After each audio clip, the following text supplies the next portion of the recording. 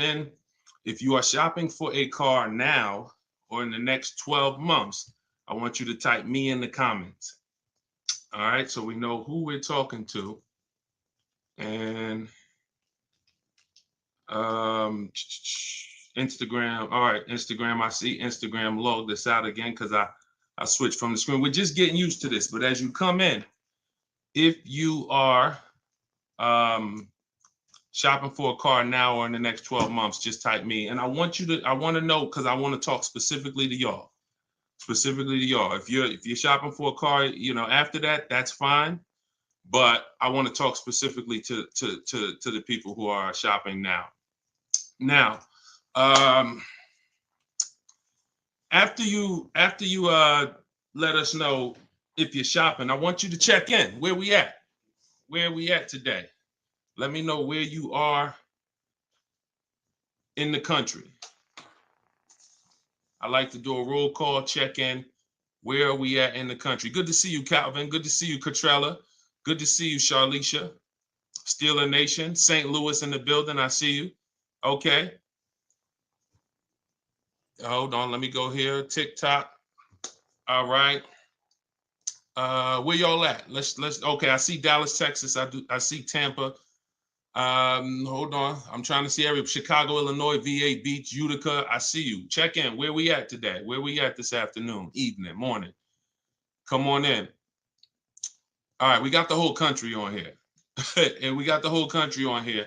All right. I want to welcome y'all to Car Q&A with me, Deshone the Auto Advisor. As you come in, if you could spend a minute or two with us, 5-10 minutes, an hour, you're going to get a lot of value out of it. We're getting ready to do some rapid fire Q&A. And we're going to be answering all types of questions about car shopping and what you need to know to make sure you're saving thousands on your next car and every car you get after that. So as you come in, if you're not subscribed, if you're not following, you will benefit from hitting that follow button. You will benefit from hitting the subscribe button, because we're going to be doing this live show pretty regularly to make sure that you guys have access to all the information. So before we get into Q&A, I want to give people time to come in. I also want to finish up the housekeeping. My new digital book, Car Shopping for People That Hate Car Shopping, is now officially released. We are doing a 75% off sale. It's normally $97. It's a digital book. It has links to videos. It has links to my scripts. There's no guesswork in this, y'all. I want to give y'all a process that y'all can use for the rest of your life without having to worry about, I want y'all to be able to guarantee your success. So if you're on Instagram, you can go to the Instagram bio. You won't leave the broadcast. Get your 75% off, because it's only available for a few minutes at 75% off. TikTok bio, and then Facebook and Instagram. Y'all can go to deshonsbook.com, or you can scan the QR code. So let's go. Let's get your questions going. I want y'all to enjoy using that book. Get your 75% off and enjoy not reading it, enjoy using it. All right. So let me see. Let's start bringing in some comments. Where's our first question? Do I have to get financing? Oh, by the way, in a few minutes, y'all, I'm going to be giving y'all a very, very deep look into a game that's going to help you understand leasing versus buying. So in about 5-10 minutes, we'll start that game, and you're going to love it. You'll never be confused on whether leasing or purchasing is going to save you more money after we play this. Do I have to get financing to lease a car? No, you don't. Whenever we lease a car, we are always using the dealer's financing department, their company, the bank that makes the car. And because we can't shop for our own financing, how do we make sure that they're not marking up the interest rate on the lease? Multiple offers. There's no way for you to make sure they're not marking up the interest rate on the lease without multiple offers. That is what reveals the true deals when you're shopping for a lease. So there's no interest rate to shop for, but we must protect against interest rate markups with multiple offers, because some dealers will mark up the interest rate and never tell you. They'll just give you the quote, and they're depending on you not shopping their competition to find out that they marked up the interest rate on the lease. All right. So when you get your offers, it's always with multiple offers. Shout out to the sharers. Shout out to everybody who's sharing the broadcast. If this is your first time on a live with me here, just type 1. Type the number 1 if this is your first time on a live. I'm near the end of a 3-year lease. Is it best to buy the vehicle or lease another? It's very rarely best to buy. Very rarely. Shout out to the first time viewers. Good to see y'all. Very rarely, if ever, good to buy your lease. I'm going to tell y'all why. Because when you buy your lease, you're buying a used car. When you buy your lease, you are buying a used car. That's all that's happening. So, being that you are buying a used car, you need to know if would I normally buy a used car versus leasing. And the only way it makes sense to buy your lease out is if you're keeping the car another 8 years. I'm going to tell you why. You've already had the car for 3 years. You've already had the car for 3 years. Most people, when you buy your lease out, you're getting another 5 or 6 year loan for the balance. So you're committing to 8 or 9 years of payments on the same car. This spills into bad lease deals. The reason we don't take 48 months leases on a lease, because we're paying too long on a vehicle that we're giving back. We never want to be tied up long term in a vehicle we're giving back. That's the whole point. Leasing is meant to be 3 years, 39 months, sometimes 2 years, depending on what they're offering, in and out, switching cars very fast, always under warranty, keeping our payments low. Okay. Can y'all light up TikTok with the likes? Can y'all continue to tap the screen on TikTok? I see we got a few hundred people. We got about 400 people on total, all the broadcast. Could you actually hit that share button? Because I promise you, y'all, no one will ever get mad at you for sharing my page with them. I guarantee you that. In fact, my goal is to get them to thank you. Hey, thank you for sharing that. I like that guy's stuff. We try not to waste any time here. What about paying cash? VJ Live said, let me put this question up on the screen. If you're on, make sure you're subscribed on YouTube so y'all can see the whole thing, the presentation, when we share these numbers. We can't do that on Instagram and TikTok. So VJ Live said, what about paying cash? I have about 15,000 and I don't want payments, but they keep trying to push me to 25 grand range so I can have payments. Here's the thing. If you can find a quality car for 15 grand, great. If it's going to force you to buy something that's not, who's heard you always pay cash for a car? If, as you come in, thank you, Godhead. Shout out to the sharers. I see y'all. Who's heard always pay cash for a car? Type me in the comments. If you've heard always pay cash for a car, type me in the comments. I see y'all lighting up. Keep tapping the screen on TikTok. We appreciate it. Y'all lighting up the likes. Y'all can see where we at on the likes in the top left. Who's heard always pay cash? Right? 5150 times heard it. VJ Live said, heard it all my life. Now listen, bunch of Dave Ramsey advice. Now here's the real. Here's what I'm just telling y'all. We got a bunch of people on here, hundreds of you all say, yes, I've heard you pay cash for cars. Now there's two schools of thought here. One is no debt. Now if your philosophy is no debt, I'm not here to convince you to change your philosophy. Here's what I'm here to talk to you about. If your philosophy is I want to do what makes the most financial sense, then we'll have that conversation. Because people who could pay cash for cars and don't, they typically are making money on their money. When I was in the dealership, people would come in, they would ask, what are the interest rates this month? If the interest rates were 0%, something special like 0%, 1%, 2%, 3%, if they knew that they were getting 10, 15, 20% returns on their money, they're not going to put it in a car. They're going to use the bank's money at 1, 2, 3%, and they're going to use their money to keep making 10, 12, 15, 20%. That's the philosophy. So they view that as, I'll pay 3%. They view it more as a business transaction than as a leveraging money to make more money. See, some people will tell y'all people who don't pay cash for cars, they're into debt. But I'm here to tell you that when I sat with very, very savvy people in my career with Mercedes and General Motors, I had tons of people who could easily have wrote a check for the car. I want you to know that if your goals are to eventually get into making more money with your money, investing your money, getting 10%, 12%, 8%, trying to beat inflation, then you're going to have a problem putting your cash into cars. Because not only, if let's say we park right now, this is just as answering VJ Live's question, because I got it up on the screen here on YouTube and Facebook. He's asking about paying cars. And many of you, as you sit on the show, you'll see, Dad, that's a similar question. Many of you will see someone's going to ask the same question you have.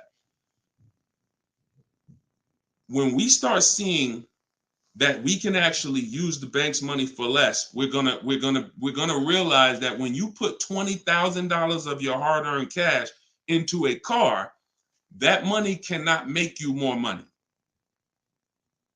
That $20,000 that you just put in the car cannot make you more money. You have maxed out the value of that $20,000. It's in a car, you can't pull it out. You could refinance, but that's not happening. You're going to refinance and just get another loan. The point is, your money's in that car now. So had you had an opportunity to invest that 20 and make 8%, 10%, 6%, 12%, that's what the people who don't pay cash for cars, who are wise, are doing. I'm not telling you there's a difference. Look, I talk a lot about budgeting. I talk a lot about affordability. All through my book, I have systems and boundaries. The rule of 72 and the 10th birthday, how long of a loan you take, how much, when should the car be paid off? That's all in my book. You can get it 75% off, or you can watch my videos. I'm going to always teach it. But if you want it all in one place right here, get the book, 75% off. It's in my TikTok or Instagram bio. But that's what we got to know. We got to know if we're going to use leverage and use the bank's money, there are extremes of leverage. There is over leverage. And we cannot be over leveraged. That means we're taking a loan that's too much, too long, we just want to borrow to try to afford a car. And you see this a lot with older cars, people buying luxury cars that they really can't afford because, brand new, the car is 80 grand. But if they get a 10-year-old one and they get a 5-year loan, now they're in a 2013 AMG Mercedes with 90,000 miles on it. So that's the opposite extreme. Using leverage and loans to buy things we can't afford. But then the other opposite extreme is paying cash when we don't have to. Finding that balance between getting the car we want, getting the best car we can afford. Because you said, hey, I'm trying to find a car for 15 grand. I can't find it. They want me to spend 20, 25.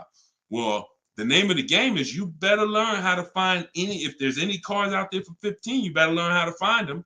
And you look everywhere, you look over all the marketplaces, and before you raise your budget up to 2025, we have something we do called the perfect budget. You got to go to 17 first. You don't go from 15 to 2025. You go from 15 to 17. See if I can find anything good for 17. Oh, I can't. All right, now I go to 19. And I have this calculator that's going to help you guys inside the book. It's called the Perfect Budget Calculator.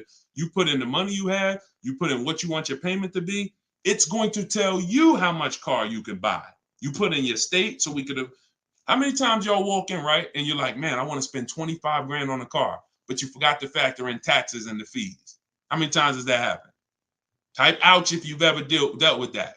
Let's be willing to be honest. You had a budget in your mind. This is what I want my monthly payment to be. This is what I want to spend on the car. Next thing you know, you're a little over that budget, or sometimes a lot over that budget, and you're leaving like, all right, I see you, 919 Mike. Thank you. I see you, Mika Larkin. Shout out to everybody willing to be honest. See, in order for us to really make sure we don't make these mistakes, we got to be honest of the fact we've made them. So that's what we want to do. We want a budgeting system that tells us when we can. You spend any more than this, and you're going to be over your budget. You said you want a payment of $400 a month. That means you said you only got $1,000 to put down, or nothing to put down. Here's what you can spend on a car. And when you use this perfect budget calculator, you're going to never go over budget. Because honestly, y'all, we don't want to be anywhere near our top of our budget. We want to be shopping under our budget. That's where I want y'all. Under your budget. That's why I said if your budget was 15 and then your max might be 20, 25 with a loan, all right, we got to go from 15 to 17, to 17.5 to 18. We don't just jump to 20, 25. But we need a methodical system to do that, to help us do that. How do I get out of an upside down lease? Jose, you can only sell out of it. That's all you could do. You could sell out of it. If you, no matter what, y'all, who's in a car that they want to replace and they think they're upside down? They may have some negative equity. This is all in the book. I would really like y'all, the reason why I'm doing the 75% off, couple reasons. The book just officially came out, but I really want y'all not having to remember this. Yes, this live rebroadcast is going to be syndicated. So no matter when you're watching it, the information is going to be valuable and applicable. But I really want y'all to have the book so that you can actually reference the information over and over again. Thank you, B-Bad. Thank you for this info. Thank you, SJF Racing. So, all right. Yes, 25 goes to 30 real fast. Let me show y'all something, and then we'll continue. This is where we are right now on Goodreads.com. We're rated 4.94. We've already received 27 reviews, 31 ratings, and the book hasn't been out yet. So if you go to Goodreads.com, if you're on YouTube, if you're on Facebook, you can see what I'm posting. But I'm sharing the fact we're already rated 4.94, 31 ratings, and the book hasn't come out yet. So now that it's officially out, I really want y'all to have it. And so make sure you take advantage. Get your 75% off. It's normally $97, but while you're watching here, it's 75% off. Everything I teach is in there in one place, so you don't have to remember it. All right. If you have let's talk to the people who are in an upside down lease or upside down loan. First of all, we don't want to be there. I'm gonna tell y'all why. If you're in an upside down lease, that means you didn't pick your mileage correctly. That means something happened, because with a lease, you have to have predictable miles. You have to know how much you're going to drive roundabout. You got to be able to guesstimate. That's why if you're running a Turo business, when you're trying to rent the car out for, 40,000 miles a year, or you don't know how much it's going to be on that car. Could be 20, could be 40. A lease is not good because you can't predict the mileage. But in normal life, we can predict our mileage very closely. Now, when things happen, let's say you were working at home, and now all of a sudden you are, you're not working from home anymore. Now you got to drive into the office to 20 miles away. Well, that's a lifestyle change. That can lead to you racking up mileage penalties. But here's what we don't want to do. You don't want to buy that car, y'all. I'm going to tell you why. Every time you lease, you have a price that you can buy the car for. Most times it ain't worth that. Yes, in the last couple of years, we saw a couple cases where, the buyout prices were good. Before the pandemic, the buyout prices usually were nowhere near what you could get a comparable used car for. So if your car was 3 years old with 36,000 miles on it, the prices they were putting was to make you not buy the car, was to make you send it back to them so that they can handle it and resell it. So if the price wasn't worth it to begin with 36,000 miles, I've seen people, you go over your miles and you're like, I'm over the miles, I'm just going to buy it. The price wasn't worth it with good mileage. The price wasn't worth, if you had 36,000 miles, that car wasn't worth you buying for the buyout price. You actually have 48,000 miles and they want you to pay the same price for it. So it's important that if we have to deal with penalties because we didn't structure the lease correctly, or because we didn't quite know what we were going to be driving, or we had a lifestyle change, taking the penalty and applying it over to our next deal is always, not always, but in most cases, going to be less money than us buying an overpriced car with high mileage now. We cannot just keep buying our leases without doing a market check. So when you asked about how do I get out of a lease with negative equity, all you can do is find out what the penalty is.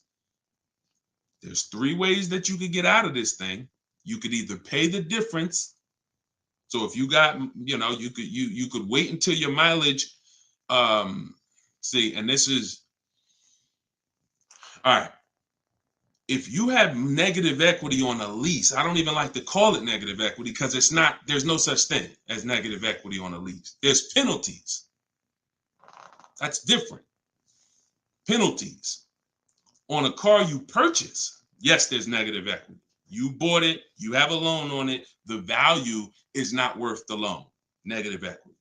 With a lease, we have penalties, over mileage penalties. And now some people say, well, I'm gonna go over mileage, I'm gonna get out of the lease 3 months early. But you don't realize if you get out of the lease early, what do you still have remaining? Payments. Three months of payments, 6 months. Who's ever had a dealer say, hey, don't worry about the payments, we'll take care of the old payments? Who's ever heard that? Type me if you've ever had a dealer say to you, don't worry about the old payments, we'll take care of the old payments. Okay, lots of you. The problem with that is the payments don't disappear. They always get rolled over to the next lease. They always get rolled over to your next deal. So what I want y'all to start doing is I want y'all to see that the money is not hitting. When you have negative equity, 5,000, you got this baggage from your old car, it does not go away. It gets either transferred or you can pay off the difference. So the key is to stay out of negative equity, to stay out of penalties, because yes, once you have them, they have to be accounted for. We got to find our great deal, and then we got to bring our penalties over on top of the great deal. That's all we can do. Now, you better try to see what your car is worth selling it, because you said you're over miles. You call your leasing company, you get your payoff, you find out what your cash offers are. Go to Vroom. Vroom's out of business. Sorry, CarMax, Driveway, Carvana, AutoNation, and Kelly's Blue Book Instant Cash Offer. You can go to Car Guru, Sell My Car Too. These are all people that give you cash for your car. That's what your car is really worth, what those companies will pay. Whoever's the highest bidder, we take that. See, what I'm teaching y'all, and some of you are going to get it immediately right here, right now. Some of you, it's going to take a while to get the fact that your money comes when your savings come when you start learning to make people bid instead of getting one offer. You get the most money when you start learning to make people bid. And so what you have to do is get multiple offers, find out what your car is worth. When you go on those websites, when they ask you is it a lease, say no, because their websites are set up to where if you put it's a lease, it's going to automatically trigger that they can't buy it. But they can buy it. We've been doing this, y'all. I got hundreds and hundreds of members in Cars from Home University. We shop all around the country. You must put no when you're getting offers for a lease, because their computer is set up to automatically think that it's a third-party restriction and they can't buy it. But when you call your bank, you're going to ask them, do I have a third-party restriction? If they say no, then that means you can sell to anybody. But again, the way these companies are set up, they saw us making all this money on these cars, and the bank said, no, we got to do these third-party restrictions. And it was so many people going to those websites saying, oh, I'm about to sell my lease. And then they would get there, or they would talk to them and they would say, no, we can't buy it because it's a third-party restriction. So they just made their website default to we don't buy leases, but we do know if you don't have a third-party restriction, they can buy your lease. And it's very important for you to know that. And if you do have a third-party restriction, it doesn't limit the fact you can sell and make money. It limits who you can sell to. When you have a third-party restriction, they say what they're saying is you can only sell your car to a dealer that makes the same brand. You cannot sell to a third party, Carvana, Driveway. You can't sell to them directly. You can only sell to a dealer. So what does that mean? I see y'all lighting up the likes on TikTok. Can y'all keep tapping the screen? Let's keep those likes going up. I see it. I appreciate it. And thank you to everybody sharing. So when you are, I just got off my point, but I know it was about selling. So multiple offers, y'all. This is all in the book, Car Shopping for People That Hate Car Shopping. Who has their copy? Who got their copy? We'll continue. We got some more time. We're gonna keep doing Q&A, but who got their copy of the book already? Who got their 75% off? I really want y'all using this. The book is affordable for everybody. Everybody. All right, especially at 75. Now it should show, make sure it's not showing the 97%, $97 price. That's the normal price. I see you, 5150. Okay. All right, I see you, Jimbo. Okay. Okay, I see you, Diane. I appreciate you. Okay, and I want y'all to use it. Don't read it, use it. That is like literally it's an action guide. That ain't a book you read and then you have a bunch of things you got to remember. I'm walking you through the process step by step. And again, everything I teach is in my videos. So I don't hold back in my videos, but I do want y'all to have access to all the information in one place. If if you don't want to cycle through all my videos to try to find it. All right, is it worth buying a car from Carvana? That's a great question, Danny. It depends on if it's the best deal in the market. Danny said, is it worth it to buy a car from Carvana? Now, you can put anything in there. You can put Driveway, any of these online sites, online car buyers, online used car sellers. But here's the game that we avoid. We cannot shop from them exclusively because here's what they try to do. They'll try to sell you a car based on variety. Hold on. My do not disturb should be on. My do not disturb should be on. So anytime you see,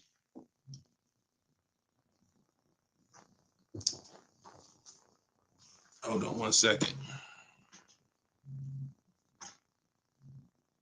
I keep getting a call and I don't know why it always does this. I don't want to lose the people on Instagram. Hold on, Instagram. We got you. All right. We should be back on Instagram now. Okay. So most times, especially when we're selling our cars to these people, you got to realize we sell our cars to Carvana, to Driveway, to all these companies because they pay more than dealers on average. If they're paying more than dealers on average, they're usually not the lowest price. When they're selling the cars, they're usually one of the highest. You can't pay people more than dealers and then turn around and sell for less than dealers. That could be part of the reason why Vroom went out of business. But whenever we shop for a pre-owned car, Carvana is always on the list. Whenever we shop for a pre-owned car, CarMax is always on the list. Driveway is always on the list. Why? Because we shop everywhere there's a used car. You may have been trained to shop local with used cars or to shop I only go to Car Gurus. Then you're missing the stuff that's on cars.com. You're missing the stuff that's on carfax.com. You're missing the stuff that's on Driveway. You're missing the stuff that's on CarMax. So we got it just the same way. If we were buying a baby stroller, we're going to go to Walmart, right? .com. We're going to go to Amazon, right? We're going everywhere, right? That's the same way we got to be when we're shopping for used cars. Carvana is just one marketplace. And unfortunately, there are people who shop from them exclusively because they're like, oh, I just love Carvana. I don't have to go into the dealer. And they don't realize that, one, what I teach you won't be in a dealer more than 30 minutes. And also, if I'm not checking their prices, I'm going to overpay. And I'll literally have I didn't have to go to a dealer, but I got a car in my driveway that I could have got for $5,000 less if I just shopped around the right way. I did just mention Auto Trader. Auto Trader's on our list, Alex. Auto Trader is one of our marketplaces. It's one of the marketplaces we shop on. It's just like a Walmart. It's just like a Amazon.com. Auto Trader is a big one. We definitely don't skip any used car marketplace. Now, we don't use Auto Tempest because Auto Tempest pulls and aggregates some data from other people's websites. They're not their own marketplace, so they can't get all the data. So that's why I don't use them. We just go direct to the marketplaces themselves because no company has the rights to market everyone's product. And so as long as no company has the right to market everyone's products, the only way we're going to see all the product is by being on all the marketplaces. But I'll show you how to do this quick. This shouldn't take you more. Look, y'all, this is going to sound crazy, but it shouldn't take you more than 60 minutes, 90 minutes to get your best deal on a car. No, 90 tops. Tops. Not only do I want y'all saving thousands, I want y'all to save time. Deciding what you want shopping, test driving, that takes time. That's fun. Getting the deal, that should not take you more than 60 to 90 minutes when you learn how to get bids. Okay. And the more you stick around, the more you use what I teach, you're going to make deals and save more money in like less time. I don't want to spend more than 60, 90 minutes getting my car deal, and I don't. All right. Ivan said, planning to get a new car ASAP. What are the steps to prepare that you would suggest? Well, first thing is to know whether you're buying or leasing. Let's go into this game. All right, let's go into this game. Thanks for reminding me. Now let's this is a game that I've done this on in some master classes. This is also in Cars from Home University, my video library. So what I want to show y'all is I want to show y'all this game I like to call Who's Winning. Okay? This is why. Now listen, we get ready to make some people mad at some people. I don't want y'all to get mad, but once y'all see this, y'all are gonna be mad at some people who taught y'all bad information about leasing, and it's cost y'all money. This is always step one. Now I'm getting calls from Facebook. How could this is so weird. I don't get how the heck I have my phone on do not disturb and I'm still getting calls. That is so weird to me. Got to figure that out. So bear with us, Instagram. Instagram is always the one that has to bear with us, you know. But all right, so this is what we're doing here. And look, go to YouTube or go to Facebook and watch the rebroadcast. Rob Rue said, "Where do I purchase the book?" Everybody who wants to purchase the book and get the 75% off, if you're on Instagram or TikTok, go to my bio, click the picture of me, go to my bio, you'll see a link, and then you'll see 75% off. Grab it. You won't even leave the broadcast, so you don't have to worry. You'll be right here. You'll still be able to hear me. And then if you're on YouTube, or you can go to deshonsbook.com. If you're on Facebook, go to Deshon's Book, or you can scan the QR code. So what we're about to do, I'm going to ask y'all a question. We're going to go down the road and we're going to compare two different people here. People who buy a car and people who lease. This is step one. Before you think about how much you're getting how much you're going to pay, your budget, any of the things, do I have down payment? Before we think about any of that, I want y'all to know what the most important question is. That's leasing versus buying. So on this screen, I'm comparing a person who leases and got a brand new $40,000 Jeep Grand Cherokee 2024. Now, I want y'all to look at this if you're on Facebook and Instagram. If you're on Facebook or YouTube. This person with a good lease deal is paying $500 a month. $500 a month for a brand new $40,000 car. Now, the person who purchases, some of y'all know every $5,000 on a loan is about $100 per month. So if you're looking at a $40,000 car, you're looking at about $800 per month on a 5-year loan. Now, I got this person in here on a 6-year loan at $675 a month. That's how much this car costs. 6-year loan, 3.99%. $675 per month. Let me ask y'all a question. Looking at this screen, who's winning so far? Two people drive off the lot in a brand new Jeep Grand Cherokee. They have the exact same vehicle. One is white, one is gray. One person's paying $500 a month. They're leasing it. One person's paying $675 to buy it. $675 for 6 years. Who's winning, the lease or the purchase? Put L or P. We're just talking about, literally, we just drove off the dealership. You sitting in this car next to me. We got the same truck. I'm paying $500 a month. You purchased it. You're paying $675. Who's winning? The lease. Exactly. If you're saying purchase, you're missing it. You and me are in the same car. I'm leasing the same car as you for $500 a month. You're paying $675 a month. Same exact car. Who's winning? Exactly. See, Rob, and these are the things where we can't look. There is no, the purchaser is not winning. It's not no. It depends. We have to go straight up. We have to go straight up by the numbers. See, that's where we lose at. We lose with all of this subjective, oh, well, it depends on how we look at it. No. You're driving a 2024 Jeep Grand Cherokee. I'm driving the same vehicle as you. I lease it, and every month $500 comes out of my household. Every month $675 comes out of your household. We have the same exact car. Who's winning? The lease. Exactly. That's what we got. We're gonna go down the road. And listen, go subscribe to YouTube. Watch we're gonna syndicate these episodes. So you might be watching the syndication. It doesn't change the value.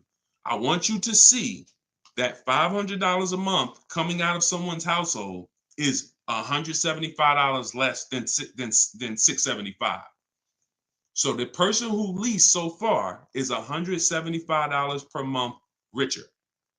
Every month, the person who's leasing over here is $175 per month richer. Now let's go to the next slide. Now, 3 years later, person wants to buy. Person wants to buy. Now, here's the thing about the purchase. There's an amount you owe. On a 6-year loan, they would owe $24,000 at the end of 3 years. I've already done it. You can watch this. That's how much the balance on their loan would be. It would be $23,400. So that's the amount they need to break even on the car. Now, mind you, they've already spent $175 per month more than the person who leased. So they're $6,300 poorer. You can see they're $6,300 poorer. See, I want y'all to see that everything that you're doing when you're not leasing is trying to catch up to the person who got a great lease deal. Everything from the moment you purchase, you're putting so much money out into the car compared to the people who get great lease deals that now your only goal is to catch up to them. This is why this is step one right here. Go to YouTube, watch it on YouTube so you can get the whole view. So $675, $500. Now, this vehicle, y'all, is $40,000 brand new. What is a 3-year-old vehicle worth? If it was $40,000 brand new, what is it worth after 3 years? $40,000 is a fair estimate $24,000. I tried to look at what I believe a fair estimate is for a 3-year-old vehicle resale value. If we purchase a vehicle for $40,000 in 3 years, when we go to trade it, 36,000 miles, is it fair that vehicle, a fair estimate is about $24,000? You're not getting 28. Let's be honest here. We're not buying a vehicle for 40, coming back and get 28 3 years later. So here's the problem. When we get 20, you're not getting 28. And don't let the last 2-3 years of having high resale values confuse y'all. Don't do that. You will destroy yourself. You don't want to. There is no class, Solomon. There is no class. This is the class. Just tune in and lock in. Like, this is serious financial education that is going to be simple if you just focus on it. If you buy a vehicle for 40, the average that you're going to see that vehicle when you go trade it in is you get about 24 on. That is going to be a good cash resale value. And that's what happens to most people. And as you can see, they still owe, if your vehicle's only worth $23,400, I mean, if your vehicle's only worth 24, but you owe 23,400, you're breaking even. This is nothing. Like, I've already spent so much more than the person leasing. And now when I go to trade my car in, I'm not even able to get enough money to catch up to them. I'm not able to I'm $6,300 behind the person who leased when you purchase, and I'd have to get all that money back to make it worth it to have bought. That's why, y'all, when you buy your cars and trade in, you notice how much you always worry about how much you're going to get for the car. Y'all notice that if you're a person and you buy your cars and you keep them 2, 3, 4, 5, 6 years, you notice how you're always worried about, man, that's all you're giving me for my car? That's all you're giving me? Nah, you got to give me more than that. You know who doesn't worry about that? Keepers. Anybody in here who buys a car, keeps it till the wheels fall off, you never worry about what the car is worth, right? Because you're using all that value. That's what we do when we purchase. But here with a lease, you're always behind. If you purchase a brand new car compared to a person who leases, you're always behind. You can't catch up with them. You're paying too much money.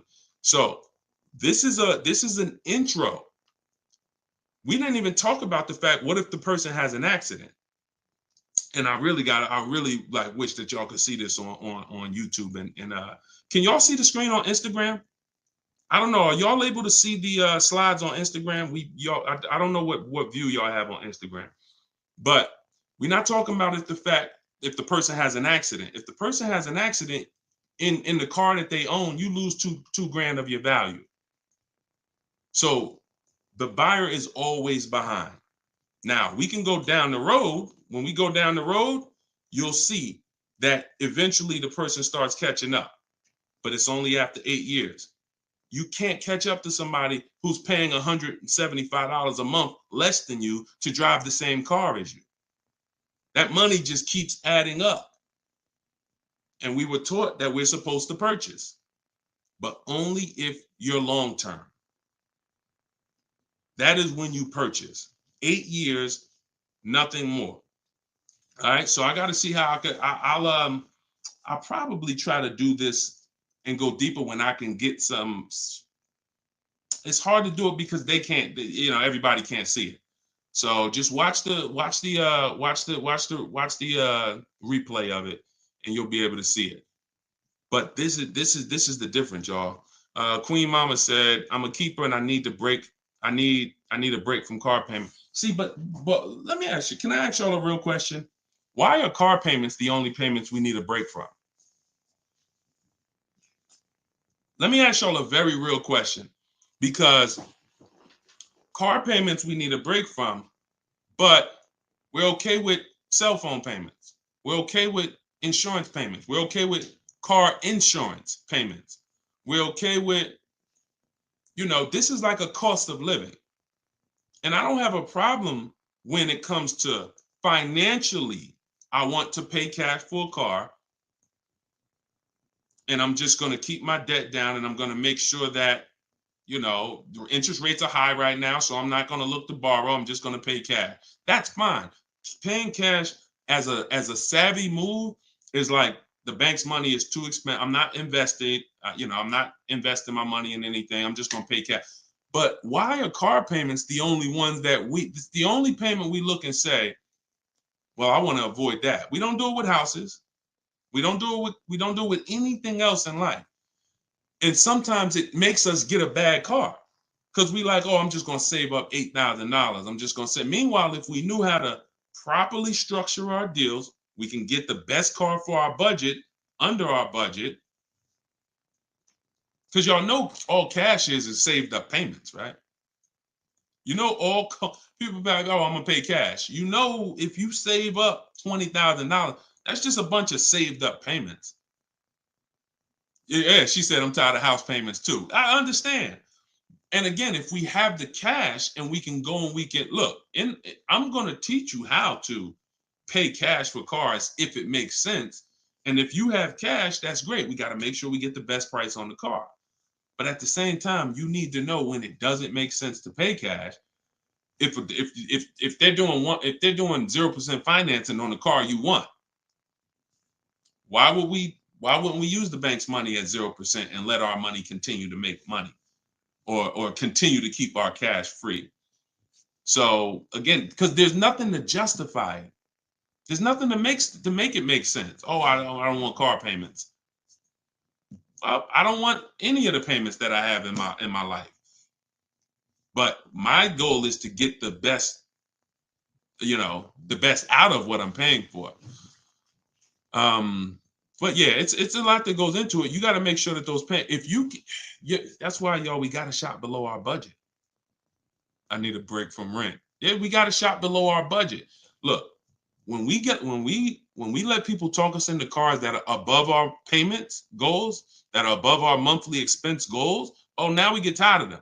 But if your monthly budget was 500 and you went in and you left with a great car at 450, 425, you ain't really tired of that payment.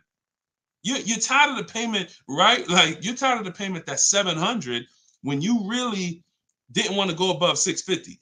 Now you're like, dang, I'm paying 700 for this car. Dang, I'm getting tired of this. When you're under, you don't get tired when you're under your budget. You get what I'm saying? Does that make sense? Type I don't know, $, if that makes sense. We only get tired of payments when they're over our budget. When they're comfortably within our budget, we're never tired of them. That's why we're fine. So, but we got to learn how to get the best cars for our budget, and that comes through multiple bids. You have no idea. And then it comes through leasing versus buying, which is what we've been talking about in this initial thing.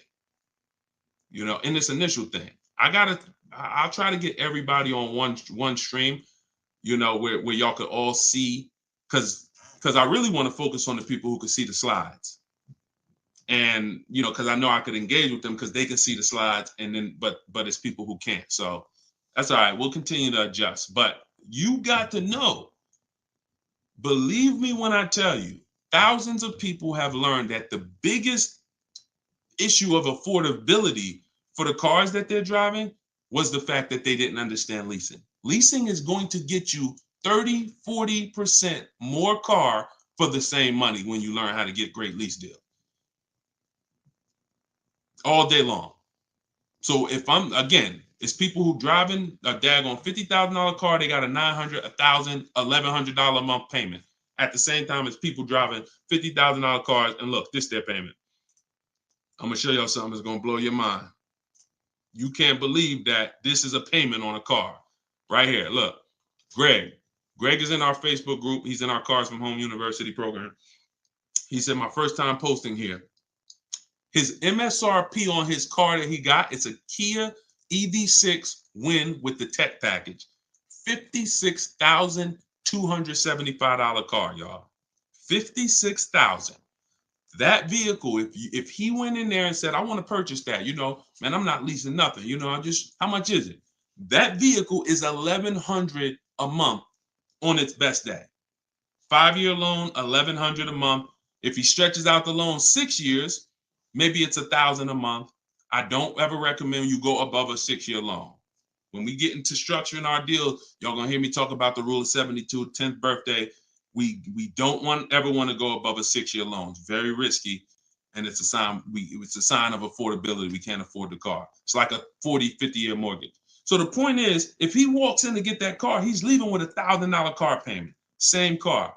Look at what he got, y'all. Shopping multiple offers. The dealer that won the bid, his payment is $527 a month. $527 a month. He gave him first month's payment, and he drove off. He said no other dealer came close. Some people may have shopped that car and said, Deshone, I was shopping a lease for that car. They was telling me it's $800 a month. Absolutely. That's normal, because the overpriced dealers that we don't buy from are going to take their shots. But in order for us to see that, wait, this car is not really $800. The best deal on this car is $527. We have to shop multiple offers. Now, it's not always going to be that dramatic, but I promise y'all, when y'all shop multiple offers, it's going to blow your mind.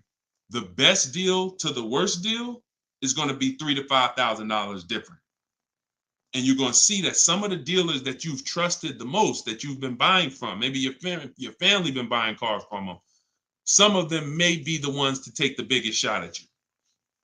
So you have to shop multiple offers. But y'all see how there's no comparison to that deal Greg just got? $527 a month. Another person's driving the exact same vehicle paying $900.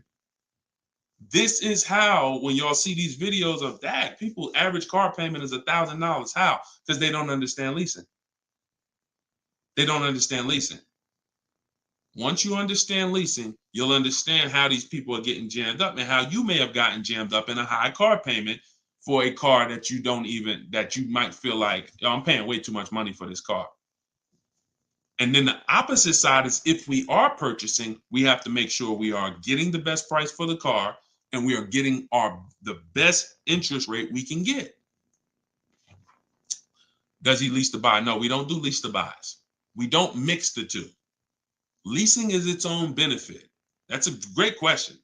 Great question. Let me put the banner back up for those of you who want to get the book. See, if you don't want to have to remember all of this, grab your book. My new book is called Car Shopping for People That Hate Car Shopping. It's digital, so you could download it, be literally using it in 2 minutes, and just go to deshonsbook.com. It's 75% off for our launch, and you can get your copy. If you're on Facebook or if you're on Instagram or TikTok, you could go right to my bio.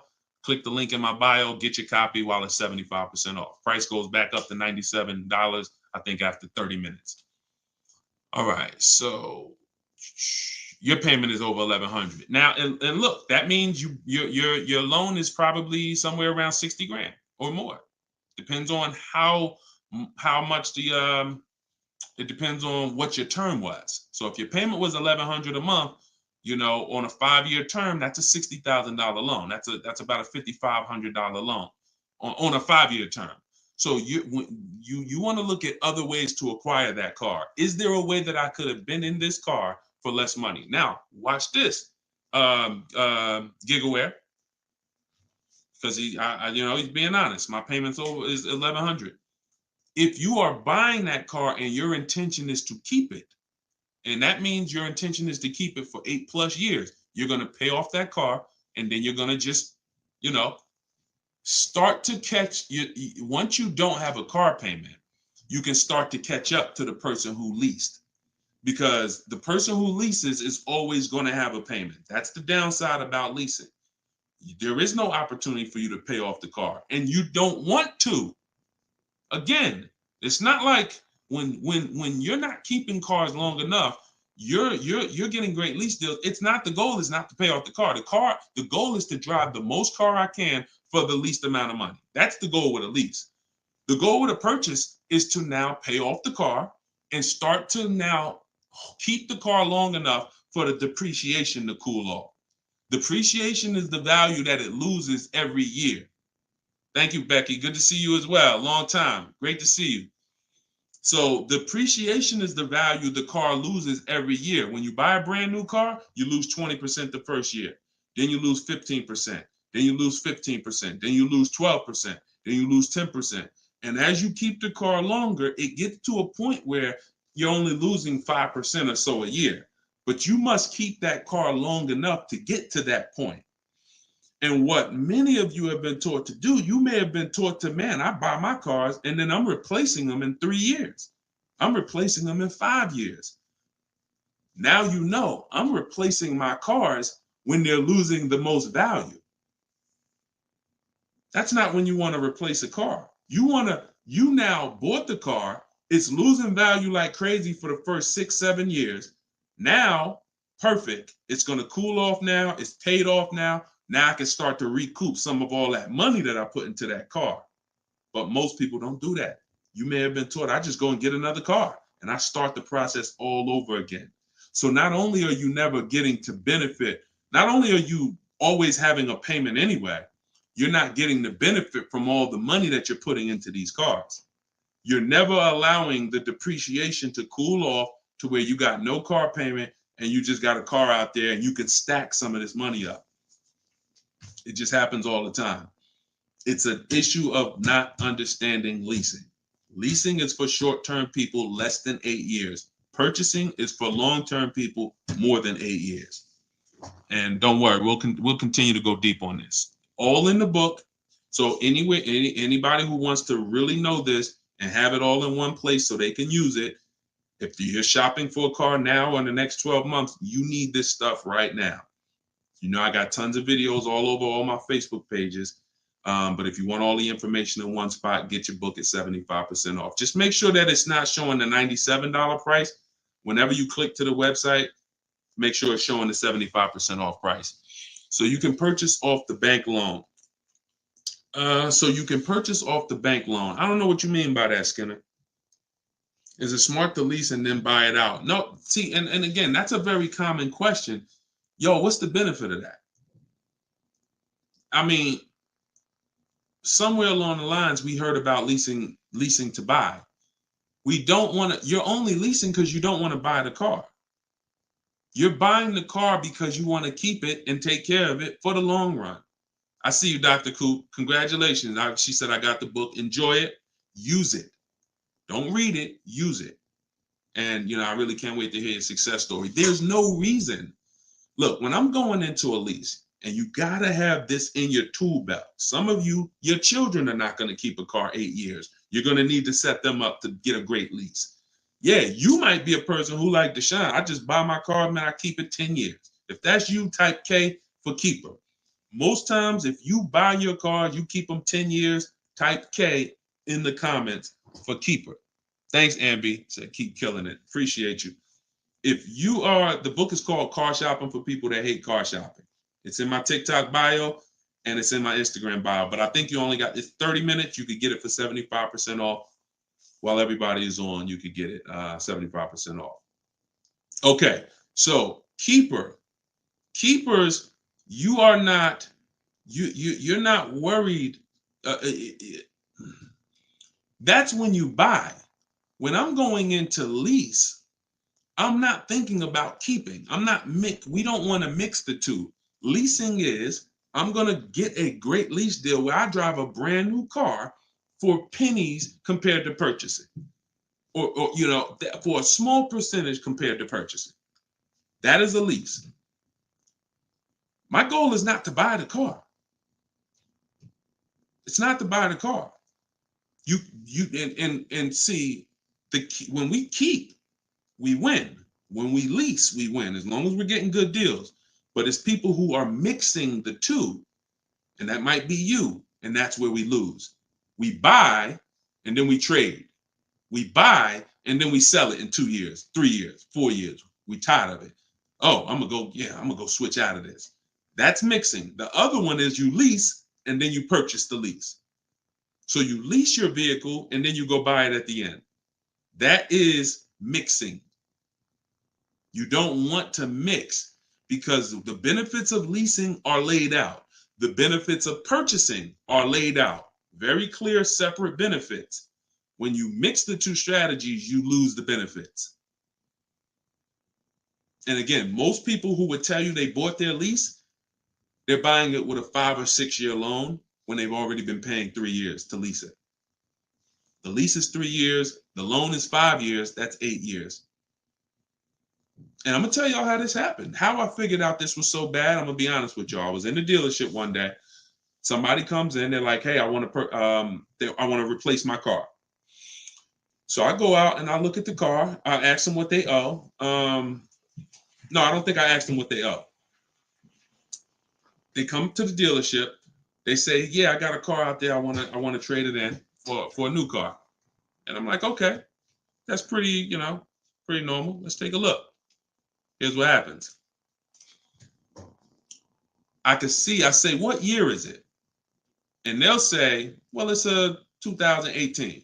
I'm just using like a real example. Like they say, oh, it's a 2018. Now I'll ask them, how long have you had it? And they'll say, well, I bought it brand new. So I've had it 5 years, 6 years. Now, follow me, y'all. Everybody on here, I want your opinion on this. Person comes up and says they've had a car for 6 years. They bought it brand new. They've been paying on that car for 6 years. Don't you think that car should be paid off by now or almost paid off? Yes or yes. Type Y if you understand. Person bought it 6 years ago. You go out and I'm like, okay, mister, how long have you had it? They're like, I've had it for 6 years. So I'm like, okay, perfect. Everybody's saying yes. So this is what I'm thinking. This is how I found out buying your lease was a bad idea for most people, if not all. So I go and I say, okay, great. I see you're here trading. Now, in my mind, I'm already trained to talk to him about leasing because, thank you, Brent. I know you're here trading this car in 6 years. I want to show you what leasing looks like, and you're going to love that a lot better. You're not going to need this down payment. I'm going to be able to give you a check back for this equity in this car you got here. It's going to be all good. And I've helped some people do that. They come in and I show them the lease, and I'm like, you know, you keep just trading your cars, but if you lease, here's what, boom, that you could do. And then I'll give you this, you know, you get a big check back for your balance of your old car, all of that. So this is when it works, it's beautiful. But when it doesn't work, this is what it looks like. I'm like, I run in and I'm like, okay, your car is worth about $15,000. Instagram just logged me out. Instagram just logged me out of nowhere. I don't know what happened. Let's see if I could go back. All right. So now when it doesn't work, so I go out and I find, you know, the used car manager may tell me this car is worth $15,000, and I'm like, okay, perfect. It's probably paid off. Great. He's gonna get like a check back for like almost all that, and then he's gonna have a low payment. He's gonna love it. So I find out when I call the bank, I say how much you owe. He says, well, I don't really know. I call the bank. I'm like, okay, I'm calling for Mr. Jones' payoff on his, you know, such and such car. And the bank says, okay, yes, the payoff is $15,000. I'm like, wait, 15,000? How could he still owe 15,000? This doesn't make sense. I look at him and I say, the bank is saying you still owe 15,000 on the car. And I'm like, he's like, yeah, okay, yeah, I didn't know how much I had owed. I said, wait a minute. Didn't you tell me that you had this car since it was new? Yeah, and you told me you had it for 6 years? Yeah. How do you still owe? And he said, oh, I leased it first, though. What I did was I leased it for 3 years, and then I had bought it at the end. And I'm like, there we go. That's the problem. You leased it for 3 years. Most people, when they're buying their lease, they're going to put a 6-year loan on it, which means 6 years later, from the day you bought it, from the day you originally leased it, 6 years later, you've been making payments and you still have 2 more years of payments left.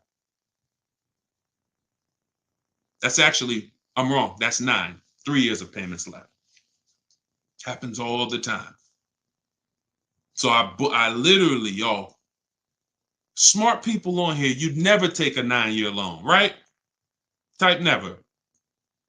You never take a 9-year loan. If you're enjoying, please subscribe to the YouTube channel. If you're not subscribed already, we still got probably 400 or 500 people on here throughout all the platforms. If you, whatever platform you're on, make sure you're following us, because this is the stuff we do. You would never, right? You would never take a 9-year loan. But the same adamant, we're adamant we'd never take a 9-year loan. We got to see every single time. Thank you so much. I appreciate the gifts on TikTok and all the platforms. We got to take every time we hear about buying our lease out, unless we're going to pay cash for it, which is another discussion. But most people are not. They're going to take a 5 or 6 year loan out. So as soon as you hear lease to buy, as soon as you think lease to buy, I want you to think 8 or 9 years of payments on the same car. That's why it's a bad idea. That's why it's a horrible idea. Okay? Now, if you are comparing, we had somebody in our group yesterday who was asking about buying his lease out because he's going to give the car to his parents and because they're going to keep it long term. And the value of the car compared to the value of a similar used car is a great deal. That's different. Buy it. Because all you're doing when you're buying your lease is you're buying a used car. It's your car. I used to help people buy their lease. Hey, they come out of the office. We switch the plates because we got to re-register the car. And I'm like, okay, so how was it? Now, they just signed up for a 5-year loan, 6-year loan on a car that they've already been in for 3 years. They're not really excited about it. You know, I've had the car for 3 years. At least when you go buy a used car, you're excited about it. You're excited. Oh, nice. It's new to me. But when you buy your lease out, you're not really excited. Thank you, man. Y'all going crazy with these gifts and everything. I appreciate it. So these are the things, like what I want y'all to have, as long as you stick with me and you learn what I teach, you're going to have clear boundaries that you operate in that always protect you. That's the name of the game. There's clear things I do. There's clear things I don't do. I know I have rules. I have boundaries. And what I want y'all to get familiar with is the 8-year rule. The 8-year rule is the first rule. It says if you're not keeping your car 8 years, you should not be buying it. You can't outlive the depreciation. You cannot outlive the depreciation compared to someone who purchases. Now, it's too much to go deep on right now. We'll go deep because I know some people thinking, oh, Deshone, but if I pay cash for a brand new car, I'll pay less overall. Yeah, but if you pay cash for a brand new car, you're still laying out all the money. You're still laying out all the money and you're still trying to get that back. You're still, oh, I paid 30 grand, 40 grand, 50 grand. Do you understand that a person who leases that same car, what would you rather be? Big dog who thinks you're big dog because you're going to write a $50,000 check, or a person who comes in and says, I'm going to get that car for $500 a month. Do I want 50 grand coming out of my bank account going into a car, or do I want $500 every month? It's much more, it's a much more pleasant feeling to give a bank $500 every month to drive their $40,000 car than it is to say, okay, you want this $40,000 car, then you come give us a check for the whole amount and the taxes and everything. Now I'm taking the check out, boom. And again, there are situations where that's right, but I want you may have been somebody who's like, yeah, but I don't think it's right for me. And that's okay.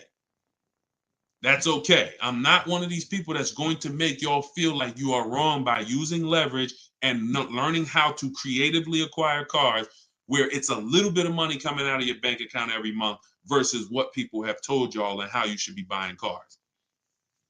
Thoughts about leasing luxury vehicles. It doesn't change, Dr. Doctober. That's a great question. He said, what are your thoughts about leasing luxury cars? Same principle, 8-year rule. I don't care whether you're leasing a G-Wagon, whether it's a Bentley you're looking at, whether you're looking at a Toyota Corolla, the 8-year rule is what applies. Because the 8-year rule takes into account the depreciation. If you look and say, that's a car I'm keeping for 8 years or more, you buy it. If that's a car you're not keeping 8 years, you're going to see you'll pay thousands less and drive a better car leasing it, even if you try to buy it used. So I'll need more than one broadcast to really go deep on this. I'm just getting familiar with how to use all of these tools where I can show you all stuff. But we'll continue to go deep on this. This is not a subject. If you've gotten years and years of bad advice, it's not always. Some of you get a breakthrough immediately, and some of you it takes more time because again, it's been beaten to your head, and people with loud voices who shout tell you this is what you do, or you never do this, or you always do it like this. You know, like who's heard somebody say never buy a used car? I mean, never buy a new car, always buy used. Who's heard that? Type of U for used. If you were taught you always get a used car, you should never get a new car. Who's taught that? And we got a couple more minutes. We'll stay on. We'll do some more questions. As long as y'all continue to share the broadcast and continue to stay tuned in, I see we still got hundreds of people on. Then we'll continue. All right, now let me tell you how. See. You either have to teach something that works for everybody, or what you teach will mess people up. If somebody says to y'all, every single one of you should be buying used cars, because that's what they'll say. Never buy a new car. Everybody on here should be buying a used car.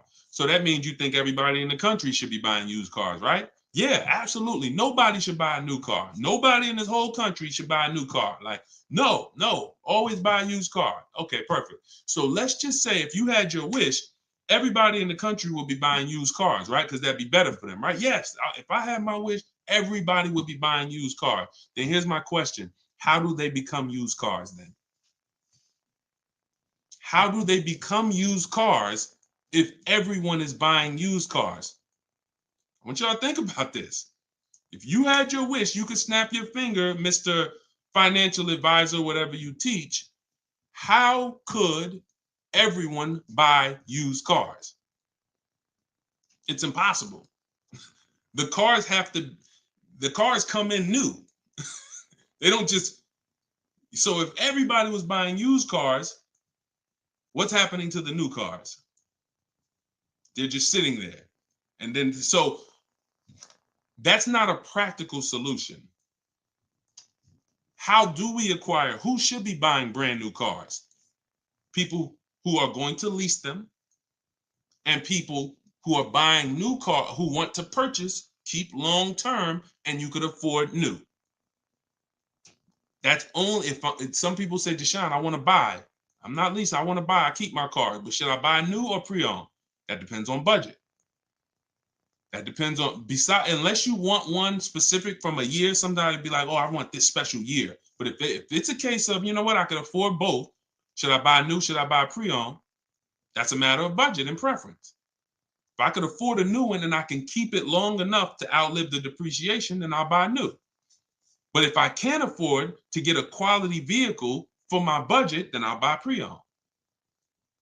And some people want to treat themselves. Some people like, I only get a new car every 10 years, Deshone. I'm going to get something new. That's fine. That's fine.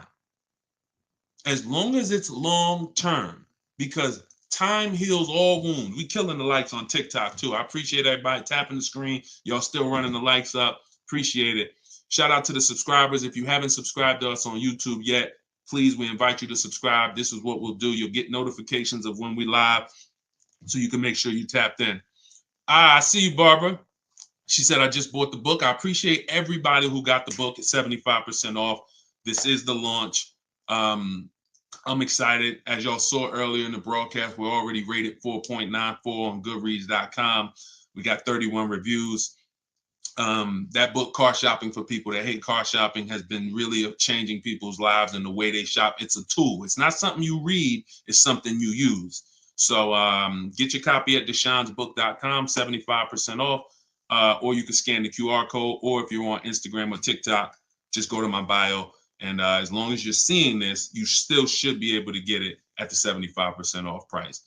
And it's immediate download. So, and you'll see as you read it, there's a reason I had to make it a digital book. I couldn't print it because it links to videos, it links to docs, I got scripts that it links to. There's no way I would have been able to do it printing the book. And then also, sometimes I need to update stuff, like Vroom went out of business 2 months ago. If I would have printed the book, now Vroom is, I need to be able to update real time when something happens, and I couldn't do that with a print book. I didn't want thousands of print books out there, and then something changes, and now I got to tell people, oh no, you got to get volume 2 now. You know what I'm saying? Thanks, Angelina. All right, so Dr. Coop says, I have a paid off Toyota. I don't want to trade it. Should I have a down payment? You don't need, look, if you can find a deal on the vehicle you want below your budget with no down payment, then do it. You said you have a paid off Toyota. You don't want to trade it in. Now, here's what I ask people. You put the vehicle to use, because if you're going to go and get another vehicle, then you're going to be paying for that vehicle. You don't really want, the only people I recommend have an extra vehicle is if you're a high mileage driver. Who's a high mileage driver? You're driving over 20,000 miles a year. Over 20,000 a year, type HM for high mileage. These are the only people that it benefits you having a paid off car like this. So sometimes it's worth it to buy your car, pay off the first car. And here's what I like. All right, so we got a lot of high mileage drivers watching right now. So I have a strategy in the book, and what you'll hear me talk about is really 2 routes for high mileage drivers, so that y'all can stop having all this negative equity when you come in to replace your vehicles.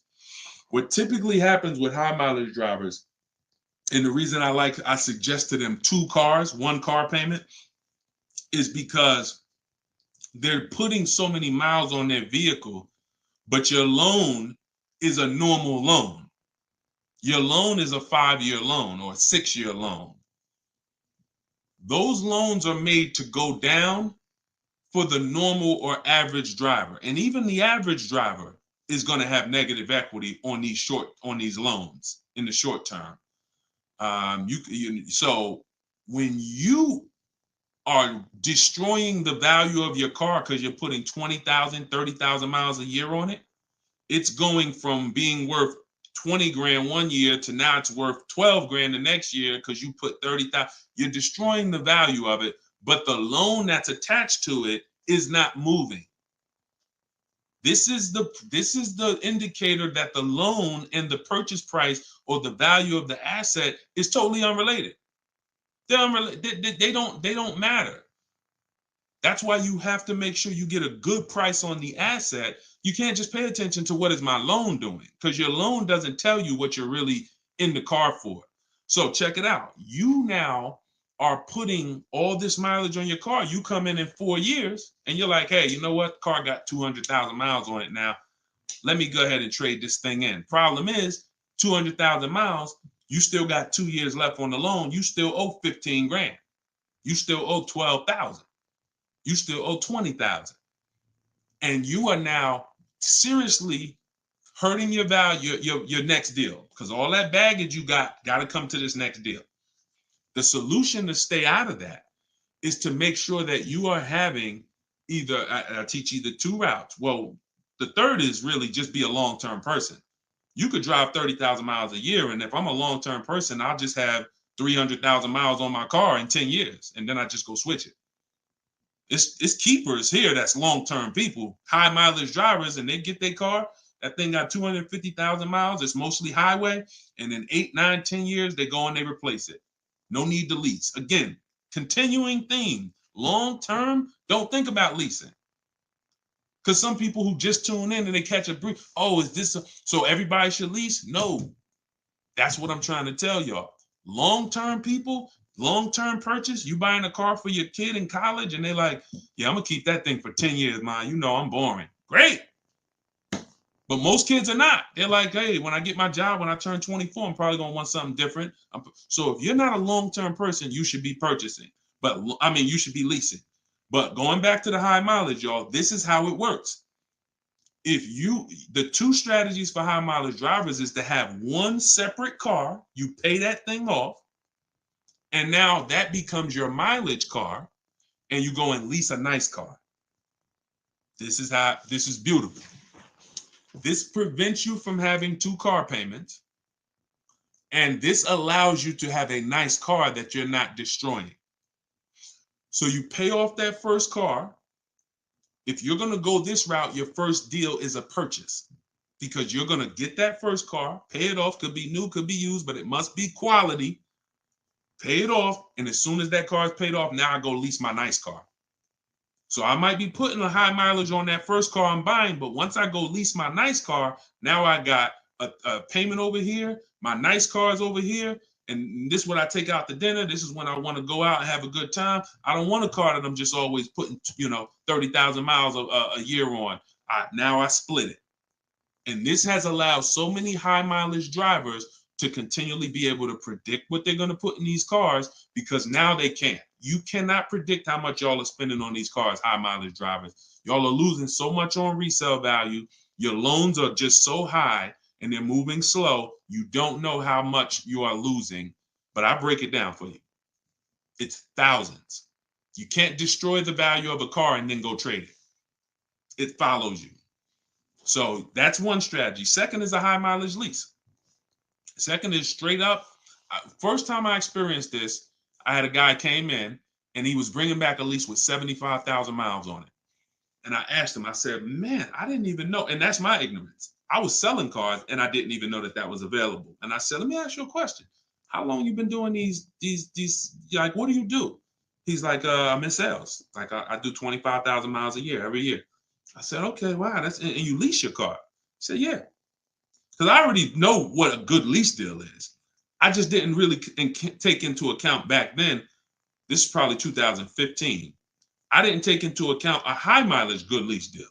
And when he told me what his payment was, And he said, yeah, I come back 75,000 miles. I drop that thing off. I pay my payment every month. Now here's the thing. He might only be paying $150 or $200 a month more for his super high mileage. But that's much better than him buying the cold car, destroying the value, coming back and trying to trade it with 10, 15 grand negative equity. So strategy, you are not really purchasing cars with strategy until leasing and purchasing is in your tool belt and you know when to use which. For your family, not just you, for your family. It's not just you. All right. So great questions. So this is the type of stuff that's in the book. Everything's in the book. Whether you see me live, whether you see me on social media making videos, you're going to get all the information. You don't have to worry about, oh, Deshone is holding back info. It's not. Now, access to me, yes, I have access. I have a Cars from Home University where I coach people personally and we work together. That's access. But as far as the information's out there. It's how you want the information. We'll get it to you anyway. If you want it all in one spot, get the book, get Car Shopping for people that hate car shopping. Download it now. It's 75% off. Scan the QR code or go to deshonesbook.com or go to my Instagram or TikTok bio and get your 75% off copy. But other than that, you don't have to worry about not having the information. See, what y'all have had to deal with is how do we make great car deals? How do we not pay penalties when we don't have the information? But now the information's here. It's here for you. It's just you got to decide, how do I want the information? Do I want to look through all Deshone's videos? I got a video on every topic. More videos to come. They're not in order, and they're for different people. Some of you are going to purchase used cars. Some of you are going to lease. Some of you are going to buy a new car. Some of you are going to pay cash. Some of you have good credit. Some of you don't. So throughout all those videos, you got to sort through that. In the book, you're only following one path. When I do videos, when I do a book, it's like one path. Let's stay focused so that we can keep you on track. That's why it's step by step. Yeah, that's how the book is designed. All right, how do you purchase a vehicle without proof of income? That's tough. You need other things that are going to weigh. That's a good question. So if you don't have proof of income, credit profile gets you approved, not credit score. So proof of income is usually only required when you have a lower score or you have a new company, new business, and they need some type of way to, try to, make sure they're going to be all right recouping their money. How is the car going to be paid? So if I didn't have proof of income, then I got to work on credit. Or I got to have a lot of cash. And even then, what's the reason we don't have proof of income?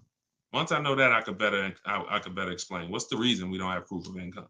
Seems dealers don't care about mileage if you release with them. That's now good time. So now watch this, y'all. This comment just came in. We'll still cycle through all the comments. We got another little while in this hour. We're getting through as much as we get through. It's good time on YouTube said, seems dealers don't care about mileage if you release with them. Absolutely a mirage. I asked y'all earlier, who's had somebody a dealer say, oh, we'll take care of the old payments. We'll take care of the mileage penalty. It's absolutely not true. Since 2006, here's the only time, shout out to y'all running the likes up on TikTok. I appreciate it. Y'all keep running them up. Thank you so much. Shout out to the sharers. Everybody who shares good information, just hit the share button wherever you're at and share with somebody if you're in this sharing. So I've never seen mileage taken care of, ever.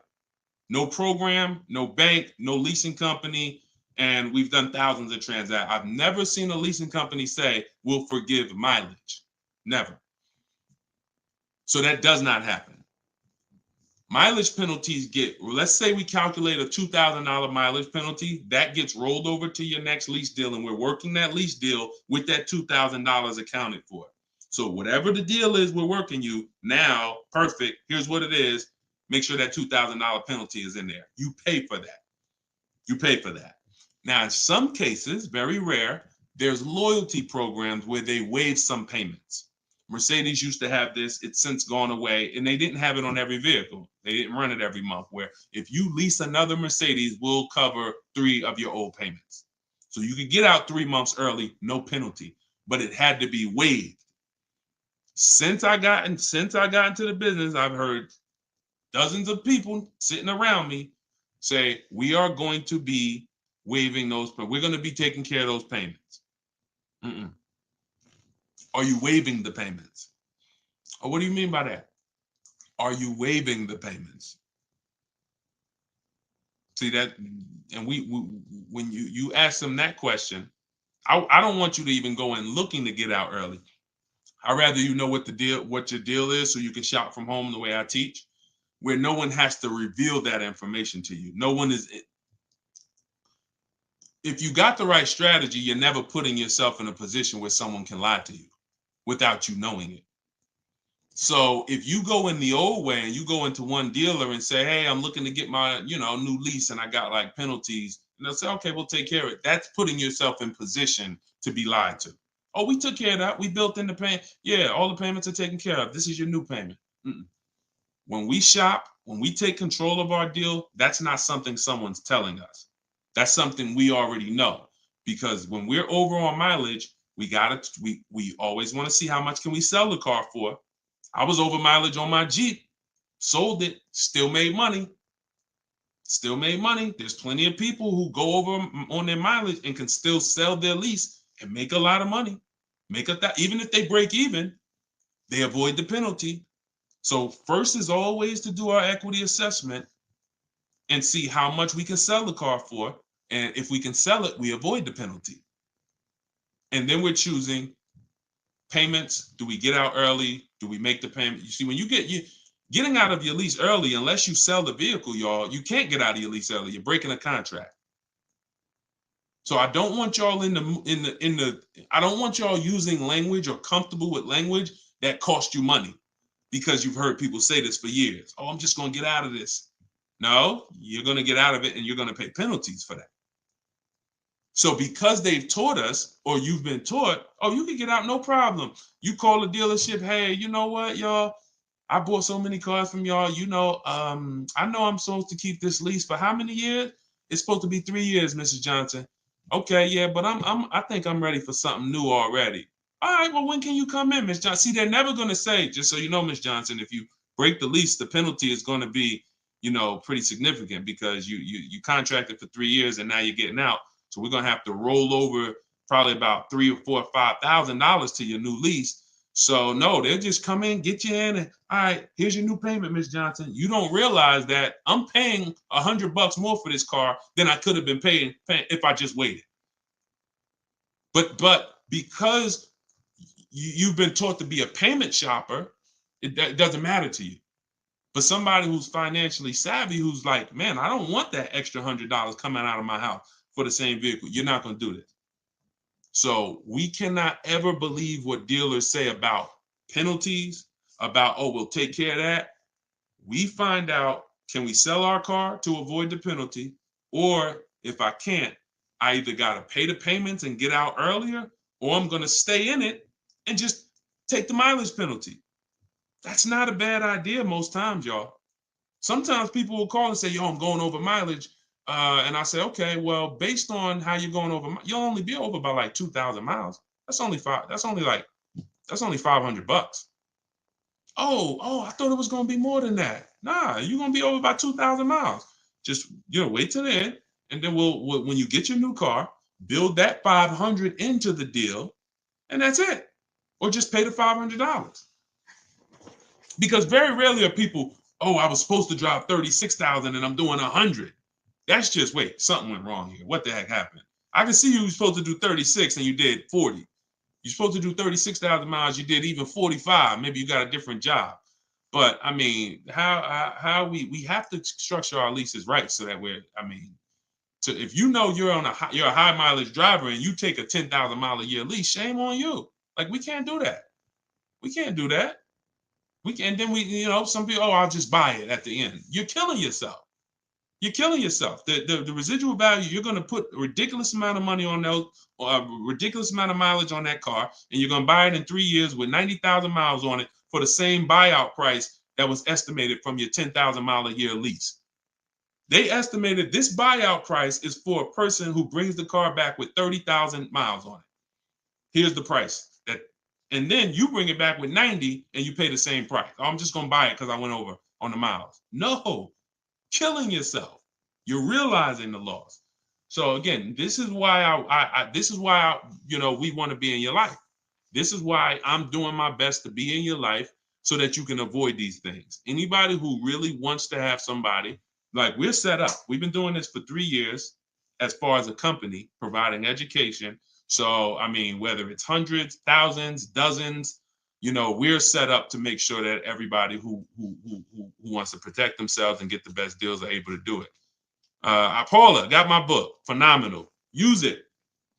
Everybody that got the book, thank you. I appreciate you, brother. Thank you so much, Lord. I appreciate you. We're going to be doing these lives regularly. I think, this is the best format. I like to come and interact and really answer questions and really show y'all, why I want you to start treating cars, buying cars and leasing cars, getting cars like buying small houses. Most people treat getting cars like going to Walmart and getting a TV, big screen.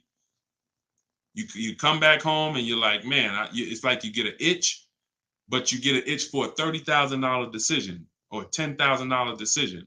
When you start planning out your car purchases the way I'm going to show you, and you go in with a system and a strategy, the way that's taught in my book is 7 steps. First step is deciding whether you lease or buy. 7th step is delivery.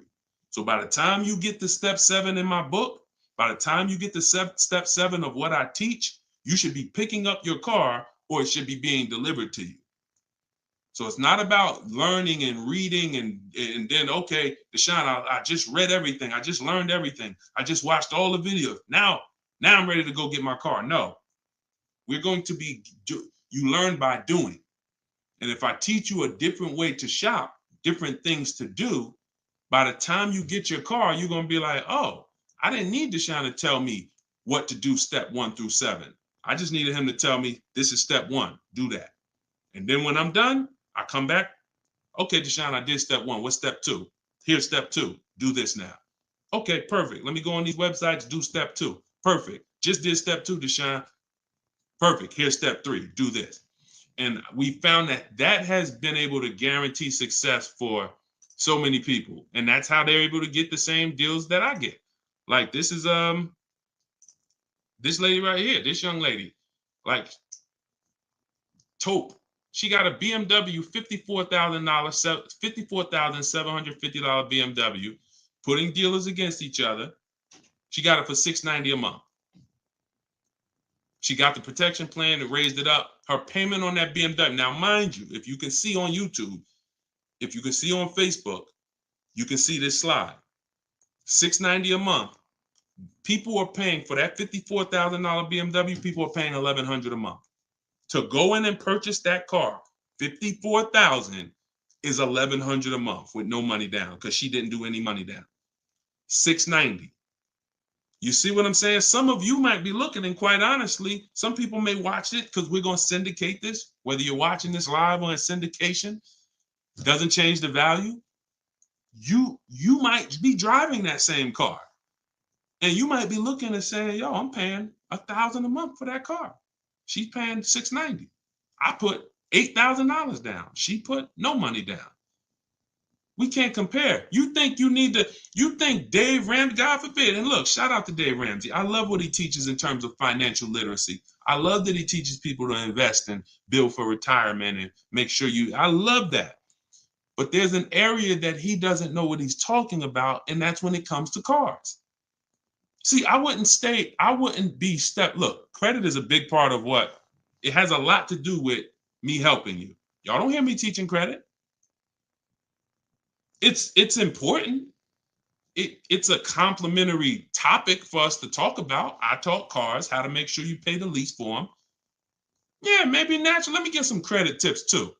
Rodney, you could just go right to my TikTok bio, grab your book. It's 75% off. Click the link in my TikTok bio. You think she can ever listen to someone that tells her you shouldn't be leasing? She knows when to lease and when to purchase. She's not in love with that vehicle. She's not keeping that vehicle 8, 9, 10 years. So how can I drive this vehicle for the lowest amount of money in my household? I'm gonna shop all my offers. The dealer that wins the bid, I'm gonna see what it is. Oh, look at that. It's $690 a month. I'll take it. This is how we are going to keep thousands of dollars in our household. As things continue to go up, I need you guys to be spending, I need you not only to be making sure your cars are below your max budget so that every single month you're not growing tired and weary of your car payment. That means it just needs to be below your max budget. And then the second thing we need is to make sure that you are driving the best possible product for that money.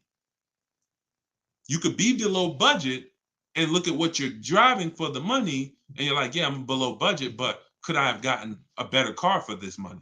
Could I have gotten more car for this money? And I'm here to tell you that when you understand leasing, you're going to see there's no comparison. $690 a month for a daggone $1,100 a month vehicle to purchase. So short term, less than 8 years, we always lease. We never purchase. Now, in another episode, when we start talking about, in another segment, we'll talk about overpriced leases because every lease is not equal. Y'all gonna learn. We can't, every lease deal, even when you learn to shop, you must learn to shop. You must, because some 80% of dealers are overpriced on their leases. 80% of dealers who gave Tope a quote, let me come back from this screen. 80% of dealers who gave a quote to this young lady, Tope, on her BMW, were a lot higher. Some of you even saw it on the video. It said it when she wrote it. It said, man, all these other offers were a lot higher. That's how it's supposed to be. So you can't go back and forth with one dealer. You must reveal the best dealer, the best offer through multiple offers. So that's what you do. And you do that whether you're leasing or purchasing. And when you start doing that, you'll understand. That's in the book. That's what I teach. Bids. One-to-one negotiation is dead. I want y'all to eliminate one-to-one from we never do it. Because you cannot do that with any other item and win. You can't do it with jewelry. You can't do it with groceries. You can't do it with televisions. You can't do it with houses. One-to-one negotiations, you lose every time. You must see multiple options, multiple offers, and then we pick the best one. And what you see is that's gonna be done with loans we get, cars we buy, and cars that we sell. We don't trade. So, all right, yeah, this has been great. I need her contact. I don't know what you, I guess y'all having a conversation. I didn't know what y'all needed contact-wise. All right, let's see. Is buying and selling a car a good hustle? I'm not really teaching people how to buy and sell cars because, there's, if you want to go into the car business, that's not what I teach. Do I have to log out to purchase the book? You shouldn't have to. Let me try to reset. Let me know if it's still showing a $97 price or if everybody was able to get the 75% off price. Let us know. All right, I just reset it, so it should give you an opportunity to go back in there now and get your and get it at the 97% off. All right. Buy dealer loaner cars. It depends. Those can be great opportunities. But again, we still need something to compare it to, Tina. Tina on Facebook said, buy dealer loaner cars. Now, we will buy or lease a loaner car if it's a great offer. So when we reach out to dealers, you'll see in the book, I teach you to go to the website because I give you my scripts. I tell you what to say. Some of you could do it by phone if you want to call a dealership and try to get multiple offers, but I would only speak to a sales manager. And even then, you got to just make sure that you but only speak to a sales manager. But the point is, if they have a loaner car, it needs to be so much better than what I could get a brand new one for. So if, for instance, if the dealer that wins the bid is offering me $3,000 off on a brand new one, but a dealer with a loaner car is only offering me $3,000 off or $3,500 off, and it has 3,000 miles on it, I'm going to go with the brand new. But if I don't have anything to compare it to, then I might think 3,000 off is a good offer for the loaner car. See what I'm saying? See, price assurance is when you guarantee. I want y'all, listen, if you want price assurance, type PA in the comments. You want this every time you make a deal. Price assurance means I guarantee that I paid the lowest price that I could have paid. That's called price assurance. I want you to understand, some of you have been, though, is that possible with cars? That's what I want you to move from now on. I never want you to make another car deal without price assurance. How do you get price assurance? Multiple offers.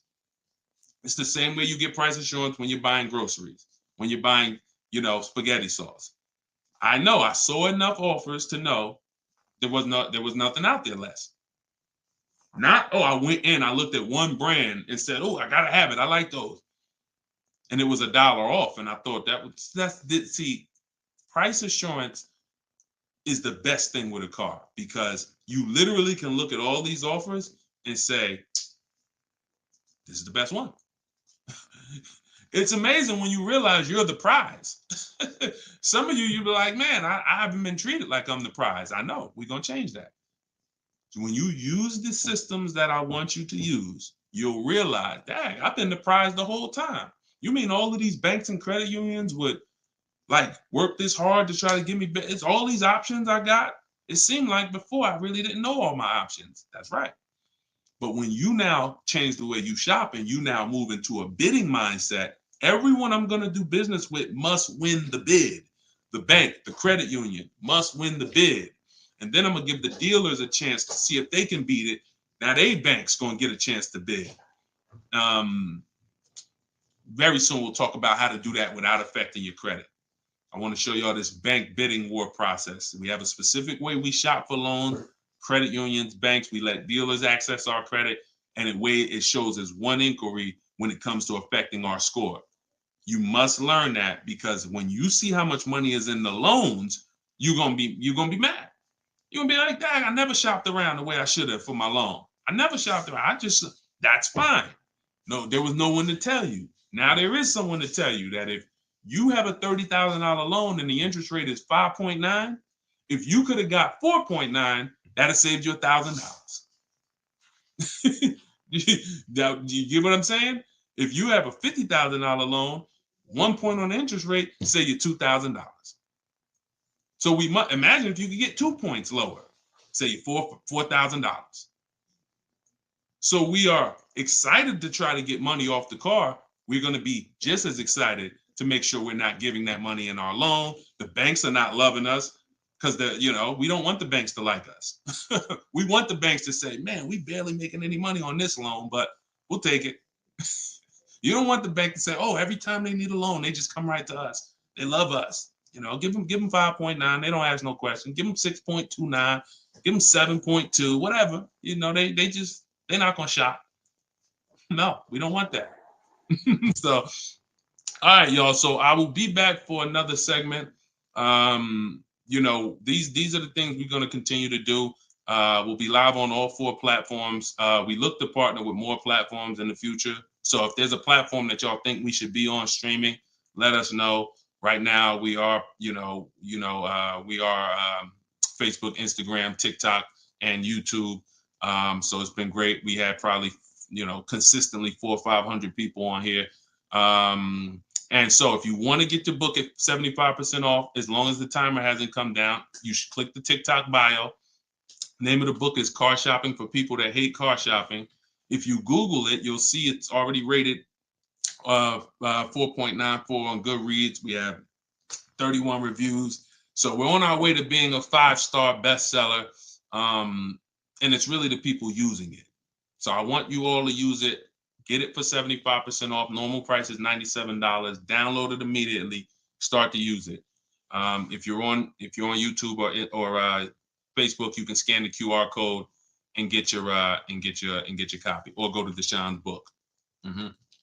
Yes, Mandy. Facebook is the same handle, Deshone the Auto Advisor, on every channel, whether it's YouTube, Facebook, Instagram. It's always Deshone the Auto Advisor. So we'll be back to answer more questions. We'll be talking more about leasing, but we'll be talking more about deal structure, shopping, how to check and make sure cars are reliable. There's a lot of cars going out here with bad reliability ratings, bad longevity ratings. So they are not the cars that we need to be buying for keepers.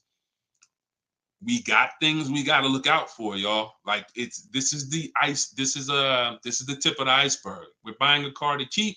You know how many people have bought a car, it wasn't quality, we didn't check longevity. I thought I was going to keep it 8 years, 10 years, but car started giving me issues, transmission issues at 80,000 miles. I didn't know that.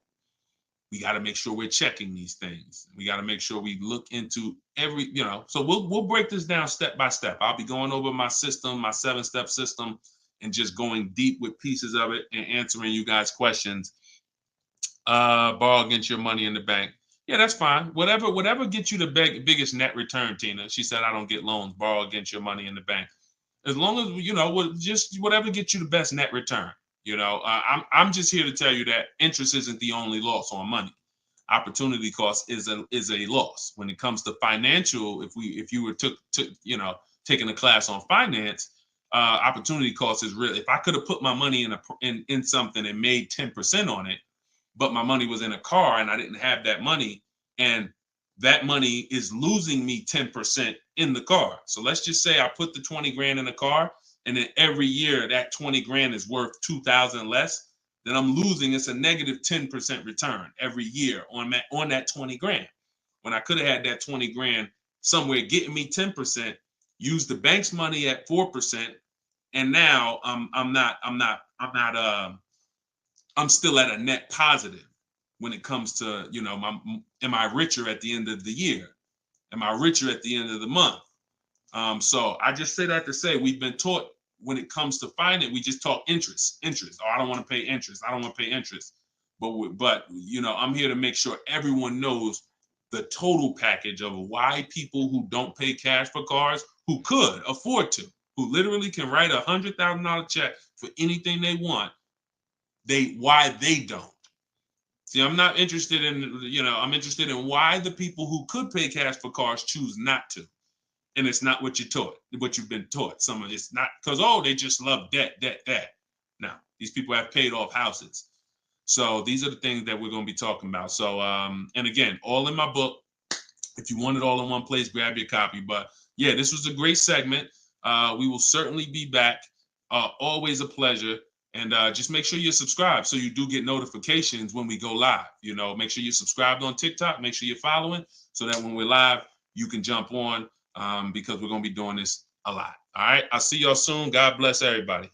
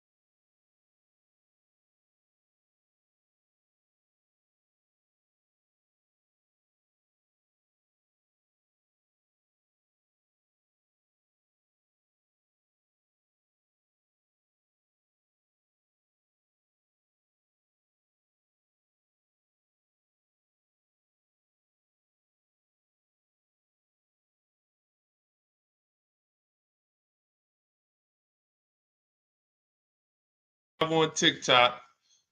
All right. This is our first time going for everybody.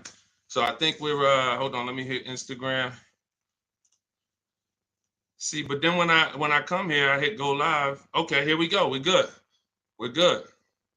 I think we're good on all 4 platforms for the first time. Listen, if you are car shopping now or in the next 12 months, I want you to type me in the comments.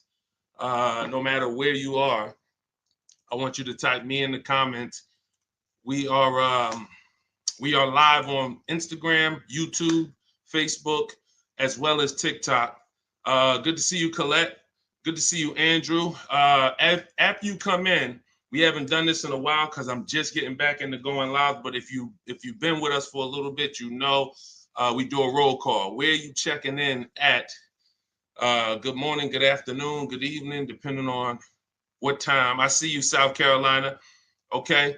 As you come in, if you're on TikTok, could you hit the like button and just, let TikTok know that we're going to be spending some time here. We're going to be talking about some serious money as you come in. If you could like the broadcast, if you're into financial literacy, this is the Auto Advisors. Like this, the name of this segment here is the Auto Advisors. We're going to be doing car Q&A. If you don't know me, this may be your first time seeing me. My name is Deshone. I'm publicly known as Deshone the Auto Advisor. I spent 14 years in the car business before I left in 2020 to focus on teaching people. I see we got Jacksonville, Florida. We got Houston. Okay. We got a couple hundred people on already between all the platforms. We have Philly in the house. I see you. As you come in, just get your questions ready. What I'm going to be doing is going over various topics and doing lots of Q&A. So we're going to be spending this time that, y'all going to hear me go from things like leasing versus buying to things like structuring your deal and budgeting, all with the goal of helping you get below market car deals. So as you come in, if you could tag somebody, I promise you, here's what's going to happen. If one of your friends finds out that you've been following me, following the channel, using what we talk about over here to save money on cars, and then you didn't tag them and they find out later, man, I found this guy, Deshone, he's on, and you're like, hey, yeah, I've been following him for years. And they're like, man, why didn't you tag me? Why didn't you share the wisdom? So I want you to definitely do that. And I guarantee your friends will thank you. So as we come in, let's get ready for Q&A. I just want to make sure I did all the housekeeping. My new digital book, Car Shopping for People That Hate Car Shopping, is on sale right now. It's 75% off for our launch, so it will be 75% off the whole time that we're on. If you're seeing this video, you can go to deshonsbook.com, get your copy for 75% off. It's a digital book, and it's digital for a reason, y'all. It must be. I got links in there. I got links to scripts that you're going to be using. I don't want you guys having unpredictable car buying experiences.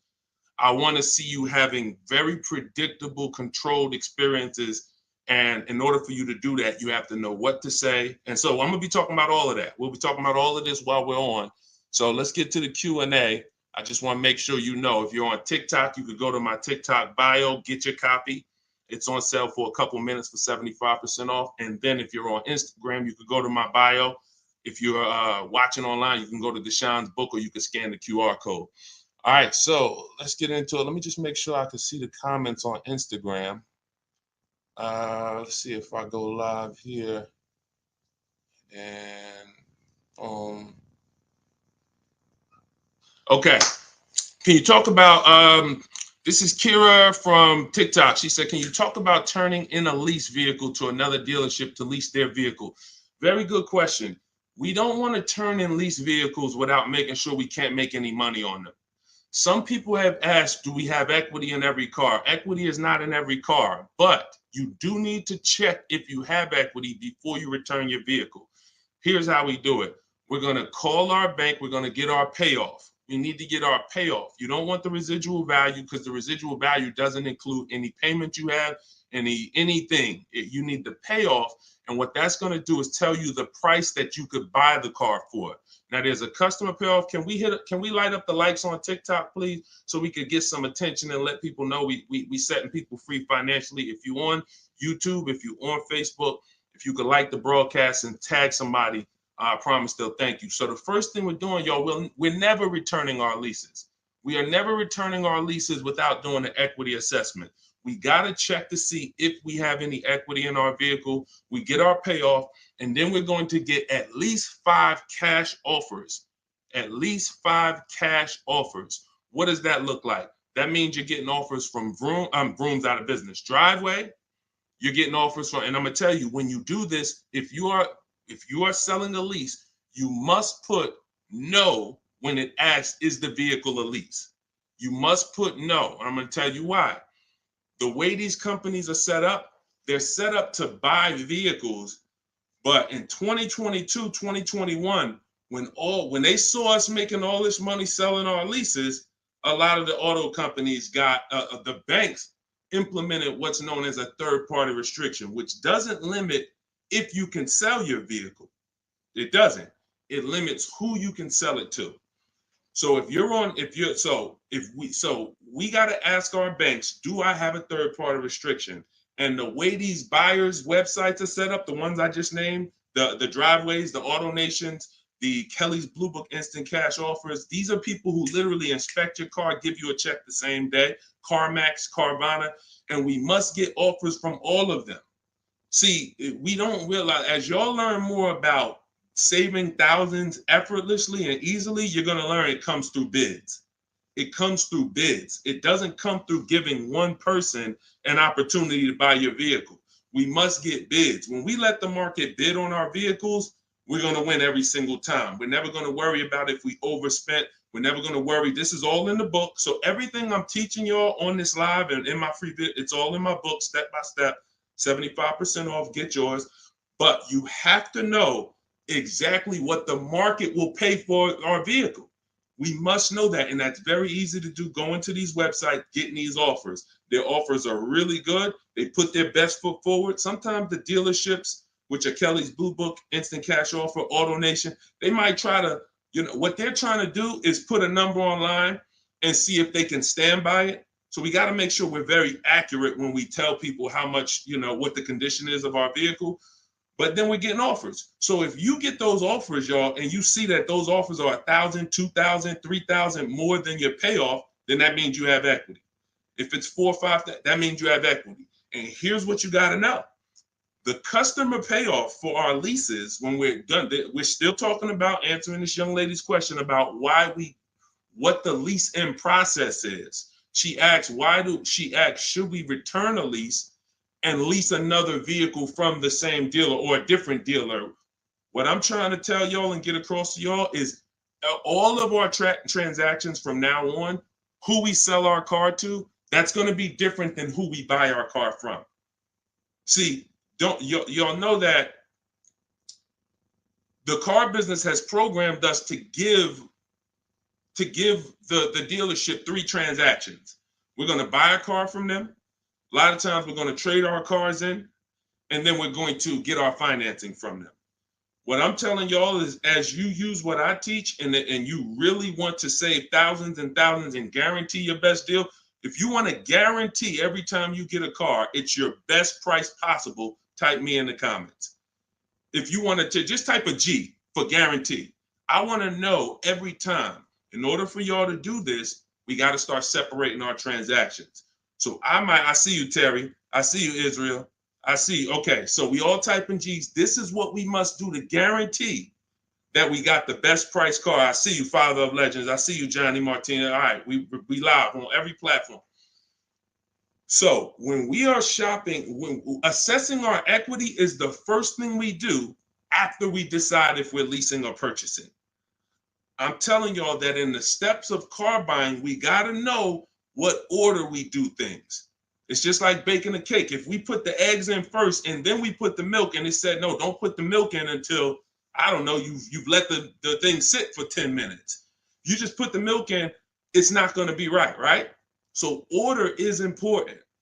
Shout out to the sharers. I appreciate it. And listen, I appreciate everybody who shares. I appreciate everybody who helps us spread this message. And in time, we're going to do something great for the sharers, because we can't do this without y'all telling people about it. So this is the equity assessment. We don't worry about what car we're going to buy yet. We don't worry about who we're going to get our loan from yet. Here's why. Until we know what our equity position is, we don't know what we're doing. Example, if you run your equity, you find out you got $3,000. Well, that money is as good as cash in your pocket, or you can put it into your next transaction, or you can put half in your pocket, half into the next transaction. Y'all see why knowing your equity position is super important? Here's another reason. Let's say we have negative equity.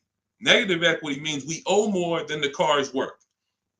In my book, I talk about, and you'll hear me talk about it in my free videos, there's only 3 things you can do with negative equity. You can pay it off. I call it paying the difference. You take the highest offer. If it's like 2,000 or 3,000 different, you just pay it off and you're now done with it. No baggage. You can transfer it within limits though. So when you go to transfer negative equity over, this is where we get to the point where negative equity can either stop our deals or it can literally kill our deal. The bank is only going to approve a certain amount above the value of the car we buy. So let's say we're buying a $20,000 car. The bank's not going to approve 30,000, 40, 50,000. They're going to look at the price and say, wait, car's worth 20. We might lend 26, depending on the customer's credit, but we're not lending 30. We're not lending 35 on a $20,000 car, which means if you have 8 grand, 10 grand of negative equity, you can't transfer all of that over because you're going above the loan to value ratios. This is why negative equity, knowing the cause, is important. And there's 2 causes. You don't understand leasing and you're switching cars with loans on them. If there's an emergency, we understand that. I see y'all. Shout it out. We live. Literally, I see between all the platforms, we got about 400 or 500 people on here right now. So shout it out. Can we get the TikTok likes up? Can y'all keep tapping the screen on TikTok? Let's make some noise over on TikTok. But we're doing great. So this is why we can't move on. But I'm telling y'all, 99 times out of 100, I've been in the car business since 2006. I left in 2020. I left in 2020 and it hasn't changed. The cause of negative equity, 99 times out of 100, is you don't understand leasing. You buy cars, you're not keeping them long enough to pay them off and win with the depreciation. It's not just paying off the car. Some people say, oh, Deshone, I pay off my cars in 2-3 years. But your car's depreciated value is what you need to try to avoid. You need to try to avoid taking depreciation hits. And what y'all going to learn more from me is the 8-year rule. I've already done the math. I'm going to show it to you in time, if you just stick with us. But if you believe me right from the start, you're going to win. If you're not keeping cars 8 years, you're losing thousands of dollars not leasing cars. Does not matter how much you drive. Does not matter. Here's why. Listen. Who was taught? Oh, we lighten up the likes on TikTok. All right, I appreciate you, TikTok. Appreciate all of this. Let me ask you a question. Everybody on here. Who was taught never to lease cars? Be honest. I want you to type never in the comments. If you were taught never lease cars, if you've heard that from someone, I want you to type that in the comments. Here's why this is so important. This is all in my book. My book is called Car Shopping for People That Hate Car Shopping. It's a digital book. And for the grand opening, it's not a store. For the launch of the book, the official launch, we're doing 75% off for everybody. So you could go to my TikTok bio, you could go to my Instagram bio, you could go to deshonsbook.com, or you can scan the QR code and you can get your book for 75% off for a couple minutes. So we have a lot of people who were taught never lease a car. Never lease a car. Let me tell y'all how much. I'm going to give you a little sense on how much that's cost you. And then, we'll go deeper. Everybody, let's say you're a person who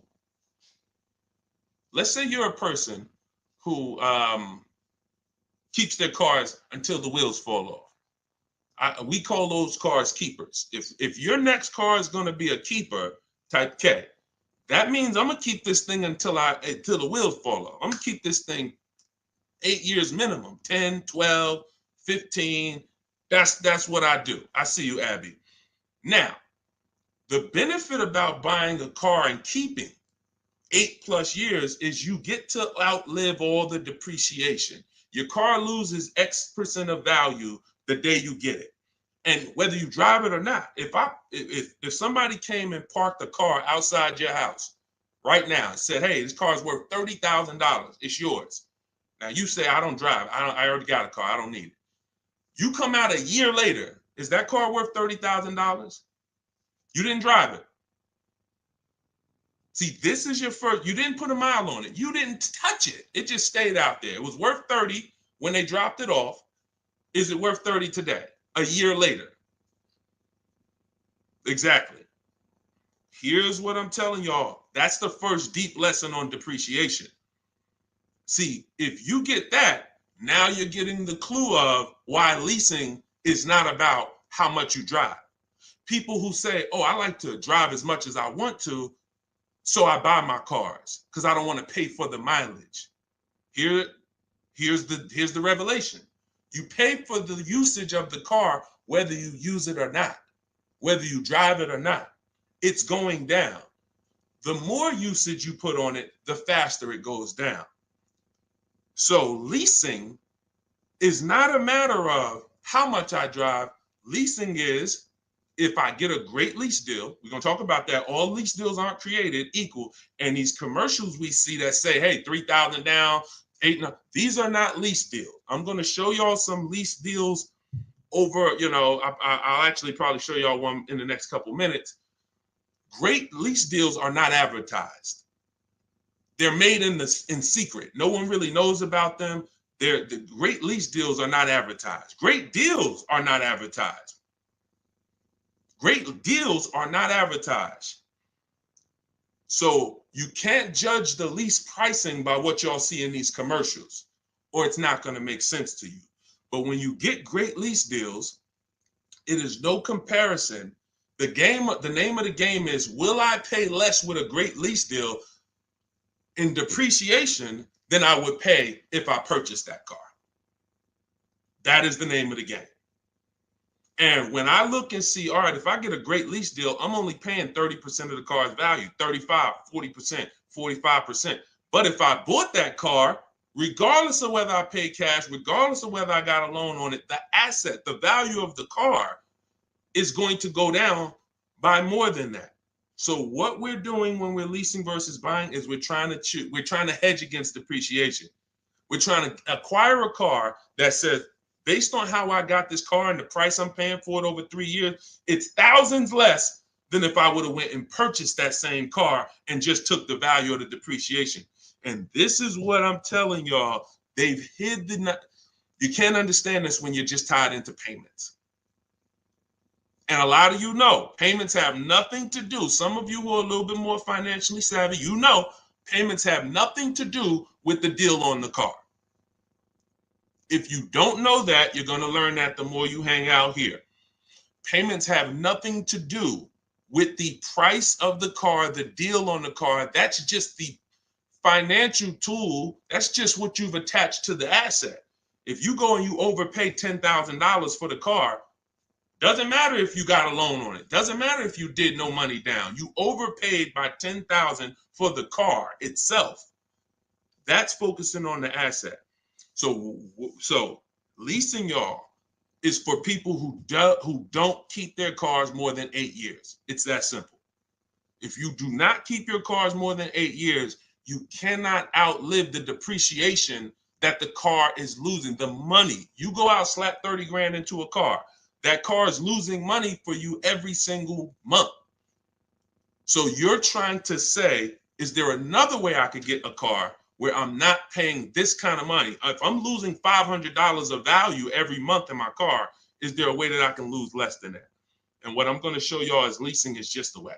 So these are the first two steps. The young lady asked the question about returning her lease, but I want y'all to know that that's step 2. We assess, can we make any money on our deal, on our old car? And then, but the first thing we got to do is decide buying versus leasing. Lease the loan. Good Time said, lease the loan car was good. Welcome to everybody that jumped on.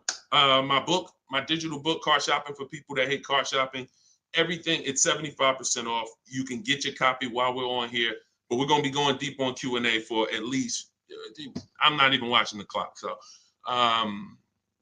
Just go to my TikTok. I don't think you're going to leave the broadcast either. If you go get your copy, go to my TikTok bio, go to my Instagram bio. If you're on Instagram, wherever you're at, if you're on YouTube, scan the QR code or go to deshonebook.com and get your copy so that we can go deep on this. I don't want you trying to just remember everything that I'm teaching.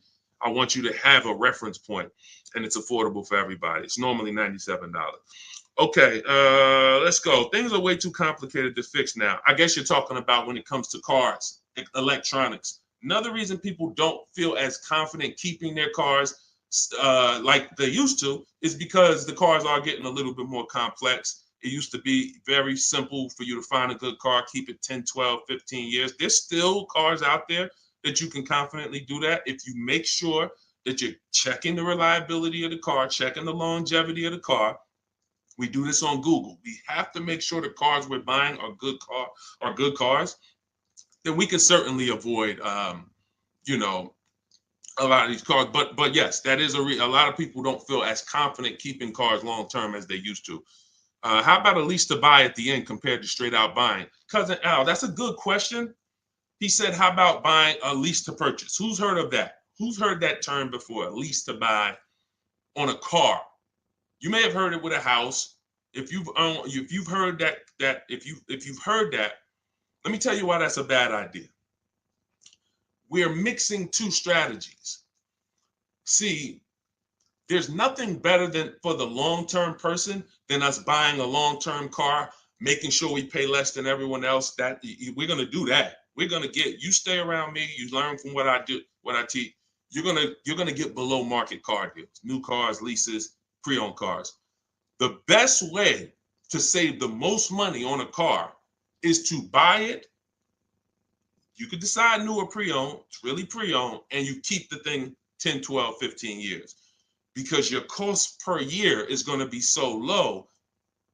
When you look at how much money you paid for the car over the long run, it's going to be like, wow, I only paid $2,000 per year, or $500. The longer you keep. The second best way is buy a new car. Keep it forever. Brand new, keep that thing 12, 15 years. But most people are not doing that. And if you're not going to do that, that doesn't mean you can't switch up. But if you say, Deshone, for my next car, can we keep sending the TikTok likes up? If y'all are enjoying this, could y'all please hit the like button? We got probably 400 or 500 people on here still. If you could hit the like button, that would be great. And I see all the gifts. Thank you. Everybody who's sending roses on TikTok, gifts and all of that, stars. Thank y'all very much. But what you got to know is, what is the strategy for this next car? Is that 8+ years? Then I'll buy it. There's nothing better than that. I'm going to buy it. But you got to realize buying comes with what, y'all? Maintenance, upkeep, repairs. That's what it comes with. But we win when we buy. We win 8, 9, 10, 15 years later is when we win with a purchase. You don't win with a purchase 3, 4, 5 years because the person who's leasing is paying so much less than you. If they got a great deal, they're paying so much less than you to drive a brand new car. It doesn't, like, you don't win. You can't win. But in the long run, you will. So you got to ask yourself, this next car, is it 8+ years or is it less than 8 years? And if it's less than 8 years, then I got to go to my lease strategy. And that could be for my, you know how many people out here, y'all, they're like, oh man, I buy my cars, I keep it till the wheels fall off. I'm not leasing. Yeah, but what about your spouse? What about your children? That car you buying for your 22-year-old college student, are you think they're keeping that car for 8 years like you are? No, probably not. Then you should be thinking about, you shouldn't even be thinking about, you should be going to the lease play for them. You know how many people have put their kids in a $21,000 car paying $500 a month, $20,000 Toyota Corolla, paying $500 a month because they wanted to buy them their first car, and they go get them a $20,000 Corolla that they could be leasing for $300 a month. And then that kid wakes up in 3 years and they're like, man, I'm paying $450 a month for a Corolla. I don't really like the car. Plus it's kind of expensive. This is what happens. I've seen it millions of times. Some of you may have experienced this. Your first car might have been like that. Maybe your parents went and got you your first car and purchased it. But I'm telling you that if they understood leasing, they could, especially if you were going to pay the bill, they would understand. we're not keeping this car long enough. We should be leasing it. And so I'm going to keep hammering now. I'm never going to stop hammering because we got years and years of bad information that we got to unravel. People who've been doing damage, y'all. Big audiences, big platforms, just telling people, oh, leasing is the most expensive way to own a car. Guarantee you, if I had 10 minutes on them with a live and I bet them $100,000, are you willing to bet 100? Just let me just ask you. You sound very confident when you're talking to the public. They don't realize how much money they're costing you. So my question would be, if I can show you that advice you're giving them is completely wrong financially, will you pay me $100,000? Will you take the bet? Because if you're willing to say that, stand on it. That's what they tell y'all. Exactly. He said that's what they tell us. See, and that's why I'm here. That's why it's very important what we do. That's why it's important when you share, when you tell somebody about these broadcasts, when you tell somebody, watch what they're doing over there at the like we're coming in to unravel years of bad advice. And a big part of that is leasing. Not the only part, but a big part of that is leasing. But you cannot all lease deals aren't created equal, y'all. Lease deals are when we shop for lease deals, you must get bids. And I'm telling y'all, you must get bids for everything. We'll talk more about that as we continue to go on. All right, let's get to some more questions. Why are taxes added to a buyout when they're already included in the paid? Somebody said, Christina on TikTok said, why is taxes added to the lease buyout price when it's already included in the monthly payment? Well, it's only included in the payment for the portion of the car you're leasing. So when you're paying for, your 30-40% of the car, 50%, the better lease deal you got, the lower percentage of the car you're paying towards over 3 years. That's what the tax is calculated on. That back end, which is when the car goes back to the bank or the next buyer, there's no taxes factored in on that. Depending on your state, sometimes they will put tax on the payment, but they're not usually. I don't recall ever seeing a case where they're taxing you on the whole car because you're not using that portion of the car. That's why when you lease, when you look on your credit report, you'll see the only part you're responsible for is the part that you're using. So even though the car might be 40 grand, it might say balance owed 18 because you're only responsible for that 14. You're not responsible for the back end. All right, we lighten up the likes on TikTok. Appreciate y'all. I see you, Lisa Vasquez. Welcome. Kat, I see you. All right, let's go. Let's continue to rotate questions. What happens to my down payment on the lease? See, a lot of people asking about leasing. This is good. This just goes to tell you something. A lot more y'all gonna lease when you understand it. In fact, when you understand it, your next car will be a lease. Quite honestly, unless you can guarantee me, Deshone, I'm keeping it 8 years. If you say, Deshone, I'm keeping this thing 8 years, you go ahead and buy it. Don't think about leasing.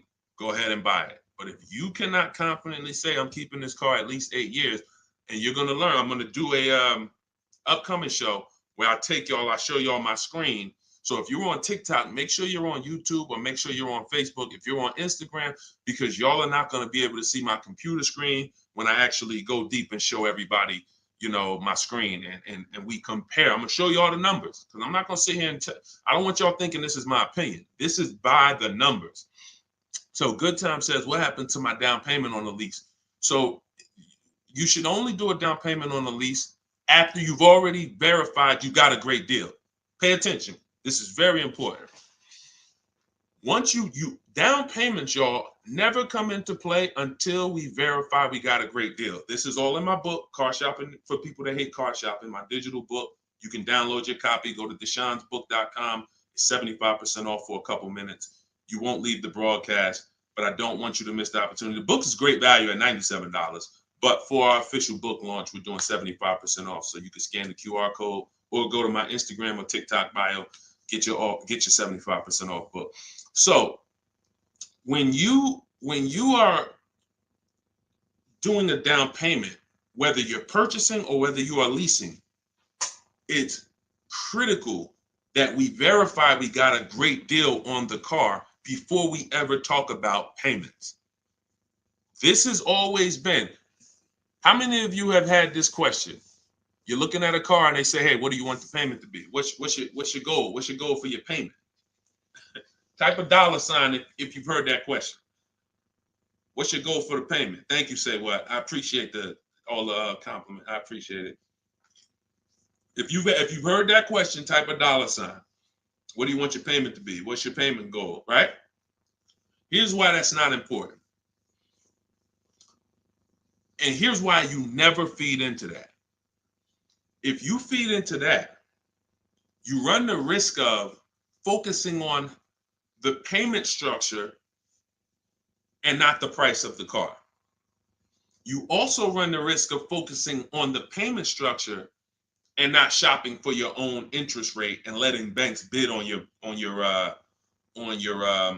loan. When we do an episode, we'll do a show that is about structuring our deals, and you'll see that when we start getting our financing, y'all, we never want to let anyone run our credit until after we found our car. Because what people are trying to do, y'all, is they're trying to run your credit and they're trying to give you a time limit. Now you have a hard inquiry, but you also have a time limit to go find a car. That's not good. They might give you 30 days or 45 days, 90 days before the approval expires. It's usually 30, 45. That's a problem because now we're out there rushing. But when it comes to down payments, we are only structuring our deals after we found our car. So I teach you how to get bids on your lease. Get bids on your lease, get bids when you're buying a new car. Once you find the dealer that gives you the lowest bid, now you come in and you see how you want to structure the deal. You must get bids first. And the way we shop for leases, I'll tell you about how we shop for purchases too, but the way we shop for leases, we must get all these offers because there's so much money that could be hidden in a lease. It's ridiculous. People would love for y'all to come in and lease and come in and say, oh man, Deshone said, I'm gonna start leasing. Now you go in and they structure you a lease deal. It looks better than a purchase, but it's still not a good deal. So that's why we gotta know when we are shopping for leases, we are always shopping offers with, here's how you shop them. This is in the book, but if y'all want to try to remember this, be my guest. You are getting your lease deals, your offers with first month's payment total out of pocket. First month's payment.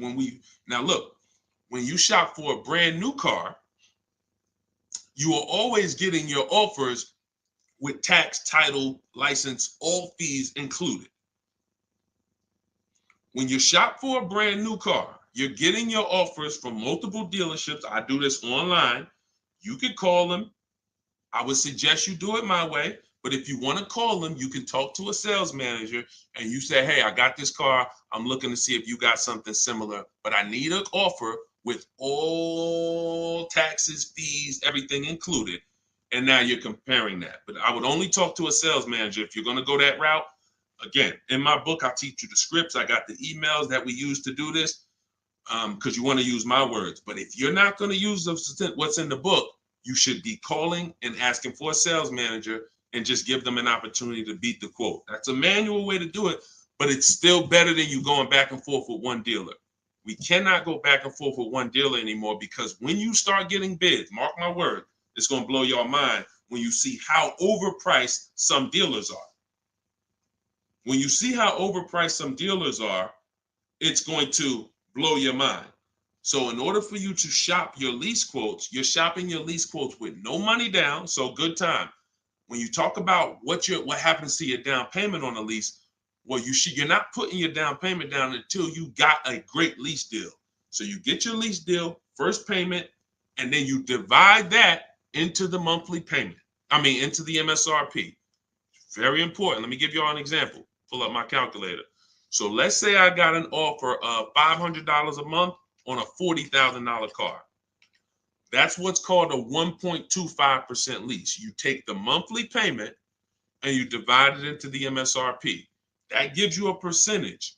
The lower percentage, the better the deal. And this originated from some of who's heard me mention the 1.5% rule for bad lease deals. Type me if you've heard that. No, you don't have to tell them you're pre-qualified before you go. It's not even a question. We're just shopping for the price of a car. So you've heard, okay. Okay. So, see, and I looked at another question while I was in the middle of answering one. So, wait, we were talking about lease quotes. We were talking about, okay. Okay, that's right. The 1.5% rule. So when y'all hear me mention the 1.5% rule, I'm telling y'all, again, it goes back to the fact the lease, the name of the game with a lease is how much can I pay for a car over 3 years that I'm giving back? The lower, the better. So since the beginning of time, people who got great lease deals knew about the 1% rule.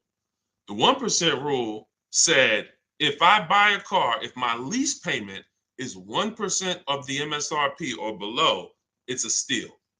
So if I'm looking at a $40,000 car and my lease payment on it, 12,000 miles per year, is $400 a month, no money out. No money. I know that y'all may have been taught, yo, you got to put money down when you lease. That is a lie. I'm going to be peeling back a lot of lies, a lot of misconceptions, a lot of bad belief systems that we've picked up, and we're going to tear those down. So money down with a lease is absolutely not a requirement. So when we're getting our lease deals, example, 2018, I leased a 2018 Jeep Grand Cherokee Laredo. It was $35,000. I gave them $330 a month, and I drove off. That was my payment. 39-month lease.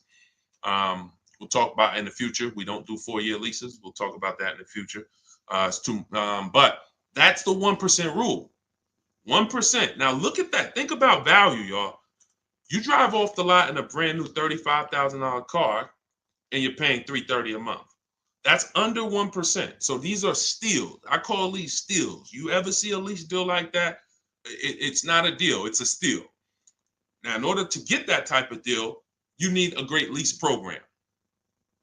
So we can't. So it's not just like, oh, every car has a 1% deal. No, if they don't have a ton of rebates, if they don't have a good residual value, if they don't have a good rate, then it's not going to happen. But in the long run, we can't control that. All we can control is how we're going to shop. And the way we shop is get your first month's payment. Is you tell every dealer, give me a quote with first month's payment, and put all the taxes and all the fees into the monthly payment. And then you let me know what that is. And you have to know the MSRP, because you divide that monthly payment into the MSRP, and that's going to tell you the percentage. If you see 1.35, 1.45, 1, these are good deals, really good deals. We still need to compare, because I got people who are getting, look, if we don't compare, you could be in trouble. You don't want to just take a deal. There are people who think, oh, I thought a 1.25 was a great deal, and then I end up getting 1.1. You know, so we can't ever assume what's a great deal. We just have to know what a bad deal is. That's over 1.5%. They got me on one of my last leads. Listen, good time. Don't feel bad, man. It is something a lot of people are going to discover the more you work with me, that you have overpaid. But there's been no one to tell you. So there's been no one to tell you. So 1% still, 1% 5 is the max. Exactly, K-Dub. That's the exact formula and ratios we use for measuring great lease deals. 1% or lower is a steal. Between 1% and 1.5 is a deal. That's great value compared to purchasing. So when someone drives off the lot with a great value lease, 1.25, anything under 1.5, they're paying less than someone who purchased. They're paying less than someone who purchased. Once you get above 1.5, you're now going close to spending the same amount as the person who bought the vehicle, which we don't want, which we can't do. We eliminate the benefits of leasing. And some lease programs y'all are going to see are bad. You shop multiple offers and the lease programs are bad. We can't get those leases. I will never co-sign, because leasing is a value play. I will never co-sign you getting a car because you like the car a lot and overpaying for a lease, because the lease program is bad. Sometimes, I want a Range Rover Velar. The lease program is bad. All right, well, I'm going to go get a Genesis GV870, And then, you know, maybe in 3 years, the Range Rover lease program will be good. But right now, I'm not going to do it because no one loves a car that they're if you're leasing, you're switching cars every 3 years. You don't love anything. When you love a car, you buy it, you keep the thing 10 years. That's love. But typically, a person who's not keeping their car long term, you get, you know, you 3 years, you're like, okay, I could get another car. 5 years, you know, people who buy cars to keep, they don't think like that. Like they ain't even looking for a reason to get rid of it until, you know, transmission goes out. And then I always joke because as a keeper, what do you do when the transmission goes out? If anybody on here has bought their cars and kept them till the wheels fall off, when the transmission goes out, what do you do? What do you do? See, you're not a keeper. You're not buying a car to be a keeper. That transmission go out, you ready to get rid of it.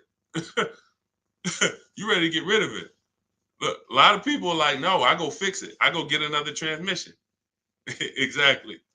All right. All right, let's keep the questions moving. Welcome to the people who just jumped on. Happy to have you. If you're enjoying the broadcast, could you please make sure you are subscribed to us on YouTube? That's where we're going to be able to share really when we get into, which is coming very soon, I'm going to be sharing visuals for y'all to see. Just sharing a variety of things, websites that we use, things you want to stay away from, website, like all in my book. But in time, you're going to want to see it on YouTube because you might not be able to see it on Instagram or TikTok. What's the MSRP equivalent for used cars? F Broncos asked. Here's what who's purchased a used car? Type a U.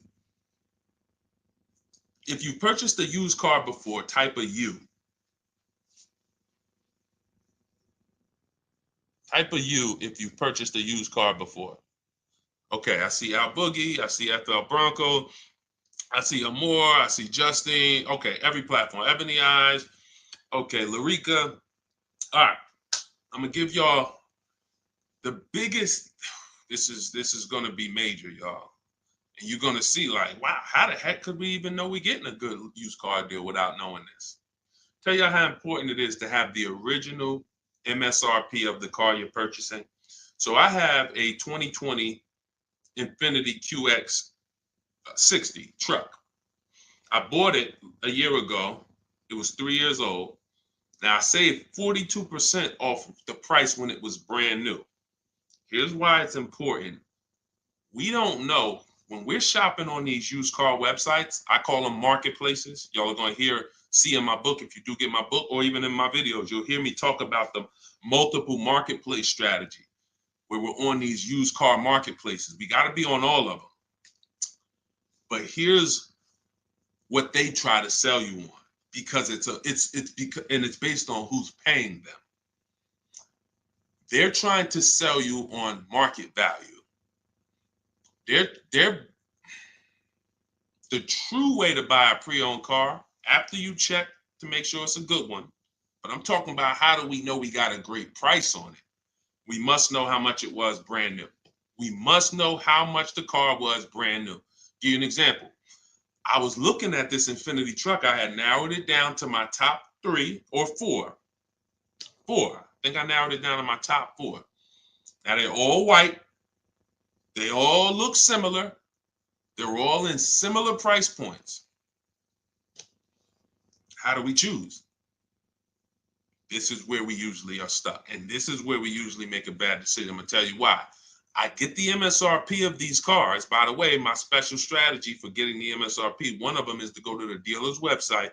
Most dealers have a contract with Carfax, and that car will be on their website. That's my first line of defense. Again, everything I'm talking about, y'all, I don't hold back. It's in my book, or it's going to be in my free videos. But some people want everything in one spot. One spot, step by step. That's what the book is. 75% off in my bios, or go to Deshone's book or scan the QR code. So I look and I pull the MSRP, the window sticker for all of these vehicles, and what do I see? The 4 vehicles, the original price of them, one is 46, one's 48, one's 52, one's 54. Why is this so important, y'all? They've taught y'all to buy used cars based on what? Nothing. This is what we're asking for the car. Okay, I think I see some less than that. If all of these cars were 31,000, but one was 54, that's the best deal. In fact, none of those other deals are even close. That car right there has more packages in it, more equipment in it, special features in it. Those other cars don't. So the percentage of the discount that I'm getting off the car is higher here. Does not matter what the dealer's asking for the car. See, we've been taught you go and you focus on trying to get the dealer's price down. That is true in some cases. But what's more important is I need to know, based on what the dealer's asking for the car, how much off MSRP, original MSRP, am I actually saving? Is it 30%? Is it 40%? Because I might look at this car here and yeah, they might be asking $1,000 less for it, but the original equipment in that car is $5,000 less equipment. This is why it's very important we have it's critical. I would not buy a used car, and I would never recommend you buy a used car without seeing the original MSRP, so you know, one, what's in the car, what features it has, but more importantly, I cannot determine who saved me the most money. I can't determine who gave me my best deal without knowing what the car was originally priced at from the day it came into the country. And y'all, unfortunately, and I hope it's nobody on here, but unfortunately, we probably do have it where during the pandemic, people were paying 90, 95, 100% of value for used cars. When I mean a Toyota Camry that brand new was 30, they were paying 29 for it, and it was 3 years old. See, I call this true value percentage, TVP. Y'all are going to hear this. We call this true value percentage. We can't look at a used car. See, once we see, wait a minute, based on the new price, the car when it was new, you charging me 95% of the car's value, and it's 3 years old. Once we start looking at true value percentage, car was brand new 30, you asking 25.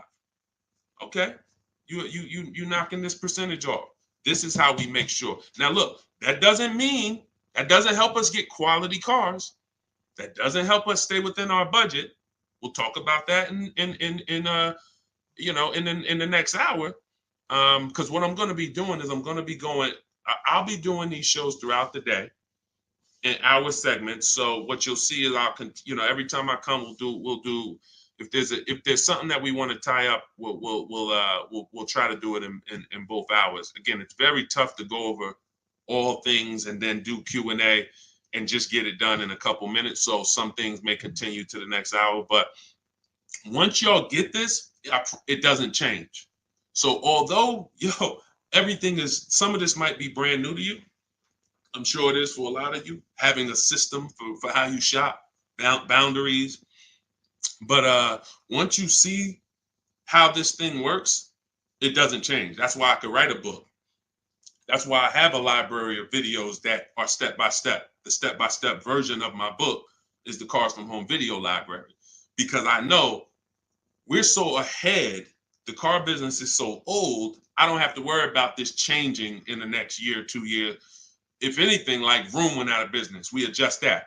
I might adjust that one section because Vroom's not in business anymore. But the way we teach you to purchase cars to guarantee you pay less than everyone else, to guarantee you save the most money on your loan, to guarantee you get the most money for your old cars, that's not going to change because we are just too far ahead of what the car business is doing. Welcome. Blessed said, I'm new here, been watching your shorts. Great job, homie. Good looking out. Appreciate you, man. Thank you so much.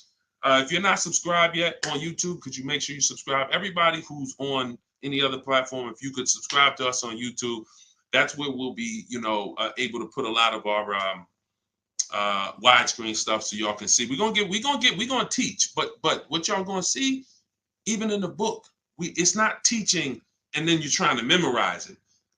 It's just shop different when you shop different, you'll see, oh, this is a better way to shop. And then you're going to learn by doing. It ain't learning by memorizing. Hey, thank you, Sonny. Said, just purchased my ebook. Thanks for sharing. My pleasure. Everybody could get it for 75% off in my TikTok bio or my Instagram bio, or you could go to deshonesbook.com or scan the QR code, no matter where you're at. Let's see. I'm new here, but hold on. I got that. Hold on. Let's go. I still can't see the questions on Instagram. For some reason, I can't see the questions on Instagram. We got to figure that out. Now, here's what I will say. If you stay on long enough, somebody's going to ask you a question, because a lot of you, it's going to surprise you, but I know it. We've been working with people long enough to know a lot of you have the same situation, literally. So that you stay on, even if you don't, your question doesn't get answered, you'll hear somebody that's, oh, that's the exact same situation that I'm in. Josie said, I really need help. I'm interested in buying a 2001 H1 with 70,000 miles, 75,000. Should I go for a 40,000 of 50K? I don't really understand that. I really need help. I'm interested in buying a 2001 H1 with 75,000. Should I go for 40 or 50K? So I'm guessing you're saying I'm buying a 2001 Hummer with 75,000 miles, or either is that asking price is 75,000? Should I go for 40 or 50K? No, we go for whoever wins the bid. See, we can't get into, here's where this could hurt us sometimes. You know what we do? We save a certain amount off the price of a car, and then we want to carry it to our next deal and say, well, we should save the same amount on this car. No, because we don't know what the programs were that allowed us to save 7,000 off that car. And I'm talking about new. Pre-owned cars, this is different. Pre-owned cars, you go to the market and you see who has the lowest car for the money. So we're not going local. It's two favorite words, y'all. And some of you, let me see who's been with me for a minute. See if anybody knows. What's my two favorite words when it comes to saving money? And again, this is, I haven't been live and we haven't done this in a, does anyone remember favorite words? Y'all wouldn't know on YouTube, I don't think, unless I used to say this a lot on TikTok. Oh, Alicia said they got kicked out of Instagram. Okay, so come on over to TikTok. All right, it still says we got a lot of people on Instagram, but that's good to know. Okay, we'll check that out. Does anybody remember my two favorite? All right, anyway, I'm gonna tell y'all, and now y'all will know this going forward. And I want these to be your two favorite words: multiple offers. Multiple offers. Very important. When I tell you, when you make multiple offers your two favorite words, you are going to save so much money. It's crazy. So I'm not buying something and there's only one of them out there. I don't have anything to compare it to. That'd be like me walking into the grocery store and I want chips. I really want some barbecue chips. And I go into the aisle and it's only one brand of barbecue chips. Wise Barbecue is the whole store. Now, I don't know if they're charging me a good price because I don't have anything to compare it to. They might say, oh, bag of chips, $4.99. Is that good or not? Well, we don't know. But when I see all the other options, same thing with spaghetti sauce. I need to see all the options. Same thing if some of y'all were buying a TV. If you had to buy a TV right now, if you had to buy a daggone 100-inch TV, are you worried about overpaying for it in this day and age? No, because you know, man, I'm going to go to Amazon, I'm going to go to Best Buy, I'm going to go on this Walmart.com, and by the time I see some options and see what they pricing at, I'm going to be able to choose the best one in 10, 15, 20 minutes, right? That's what comes through. That's price confidence. That's called price confidence. And the only way to have price confidence, to eliminate that feeling of, oh, did I overpay? You think I paid too much for this? Is to learn multiple offers, multiple options. So what you should be doing, Josie, is looking at so many H1s, wherever they are, that I know I'm not going to overpay because I see them all. I see where the price, and I'm gonna teach y'all, this is in the book, and I'll teach y'all in my video. We set up accounts when we're shopping for a new car, because once we know where the prices are, we want to be alerted every new car that pops up, every single used car that pops up, you want to get alert on it. You want that thing coming to your email the minute they post it, because everybody else is not going to be able to move on it because it's too fast. They need time. They need to, oh, let me see it. Okay. But if you know the used car market, like I'm going to teach you, if you know the low prices on this car is 40, the high prices is 55. Soon as that one pops up at 41, you don't have to hesitate. Speed is what gets people deals a lot of times, y'all. I've sat in front of people and I'm literally offering them, and this is back when I was in the dealership, and I'm literally offering them, like, the dealership is making no money. That's how good of a deal it is. And I'm like, listen, miss, like, I'm just telling you, we're making no money. We gave you everything. But they didn't take it. And I'm gonna tell you why. I can't blame them. They didn't have enough other offers to feel confident that what I was giving them was the best. That's the problem. So in order to have price guarantee, price assurance, for us to know that we are paying less than everyone else, we have to see multiple offers. And then in order for us to guarantee that we have not, that's just what it is. Price assurance comes through multiple offers. And then we have to get a quality vehicle. Okay. So all of this I will teach.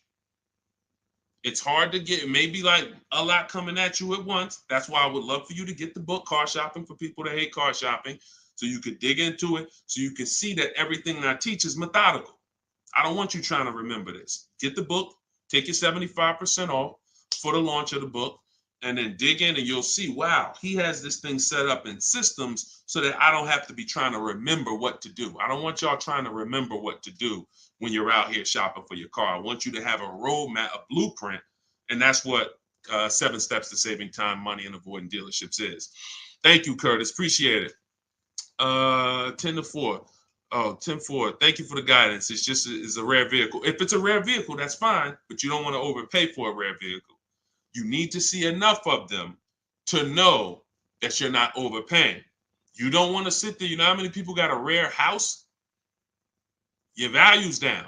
You know, I got a rare house. So if the value is going to be down, think about it. If it's rare buying, then it's rare selling too, which means your market, when you go to sell it, if you go to sell it one day, is not going to be huge. That's not a car you can sell in 24 hours. Unless you just want to blow it out price-wise. But in order for you to make sure you don't lose, you got to make sure you buy right. You can't overspend by 10, 15 grand. So just make sure any H1 in this country, you know the price of it. That's all. If I see one over, it could be all the way over on the other side of the country. If I see the price, then I know what the market is. It doesn't matter if it's over there. If they're asking 10 grand less and it's a good car, has great service records, it has great title history, has great accident history. Doesn't matter. That showed me that's the market price.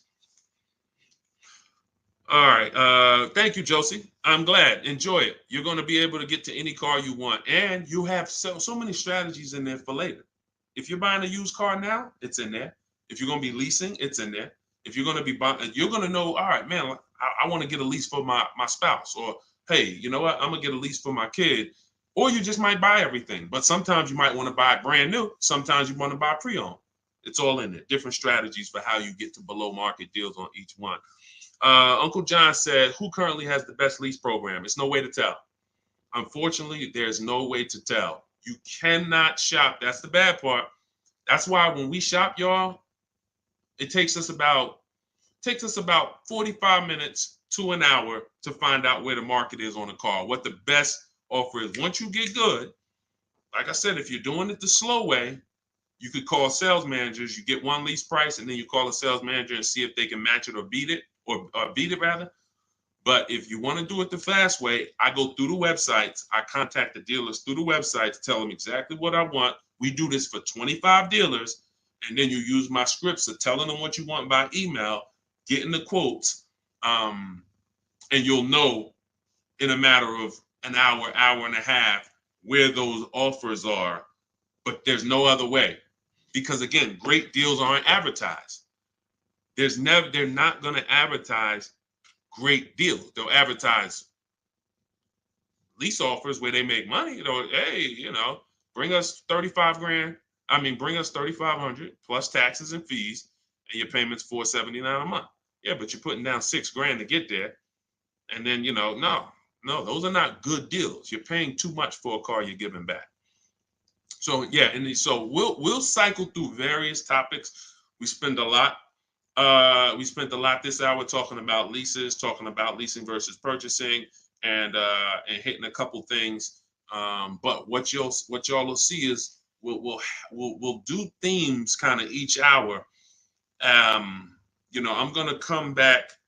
I'm gonna come back for the next hour, and we'll probably still stay on it, but we'll be able to get through more questions, because as y'all can see, some of these questions require a little bit more deeper answer, just as if you were purchasing a house. I know they've made it seem like, oh, well, let's just ask a simple question and then let's just, it should be a super simple answer. Not when we're purchasing houses, right? It's never simple when we're purchasing houses, when we're getting mortgages, when we're investing. Why would it be simple when we're buying $20,000 to $50,000 to $100,000 vehicles that depreciate, that lose us money whether we drive them or not? That's danger. You got a real lesson on the dangers of depreciation in this hour. Like, ridiculous. You drive a car, buy it, park it outside, come back in a year, car's worth thousands less. You never drove it, never got behind the wheel one time. So when you have that type of product and you're coming into your household, it can drain you of money if you don't structure your deal in a way where you've minimized your losses. The name of the game is to minimize the amount you're losing on these cars. Cars are depreciating assets. You can't make money on them.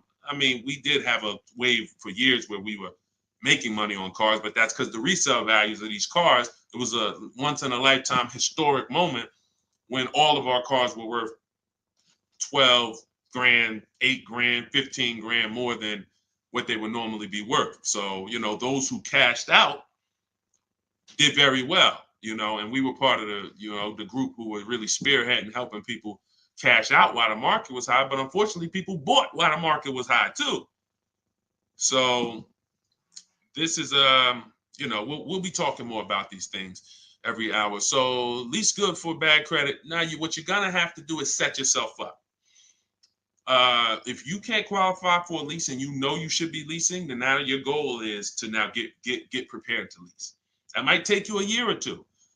And we're going to talk about how we buy an inexpensive car to get set up for a lease. We don't go out and buy a $20,000, $30,000, $50,000 car when we know credit's not where we want it. But if you give me a year or two, I'll get myself up to a 650, 670. I'll use an inexpensive car to build a good payment history, because I'm paying more for interest because my credit's not good. So the last thing I want to do is buy an expensive car and have a higher interest rate. Now, when I go to switch out of that car in 2 years, because I'm ready to get my brand new lease, now I got 10 grand of negative equity. That's now, first it was credit stopping me from getting the lease. Now I got too much negative equity stopping me from getting the lease. These are two things we want to avoid when we're trying to set ourselves up. And the way we do it is we make sure we buy the least expensive car we could get a loan on. We want the smallest loan possible. And then we get a reliable car. And our plan is to switch out of that car in 2 years. Make the payments, pay the higher interest, but that's okay, because in 2 years, I'm driving something brand new off the lot and I'm leasing it.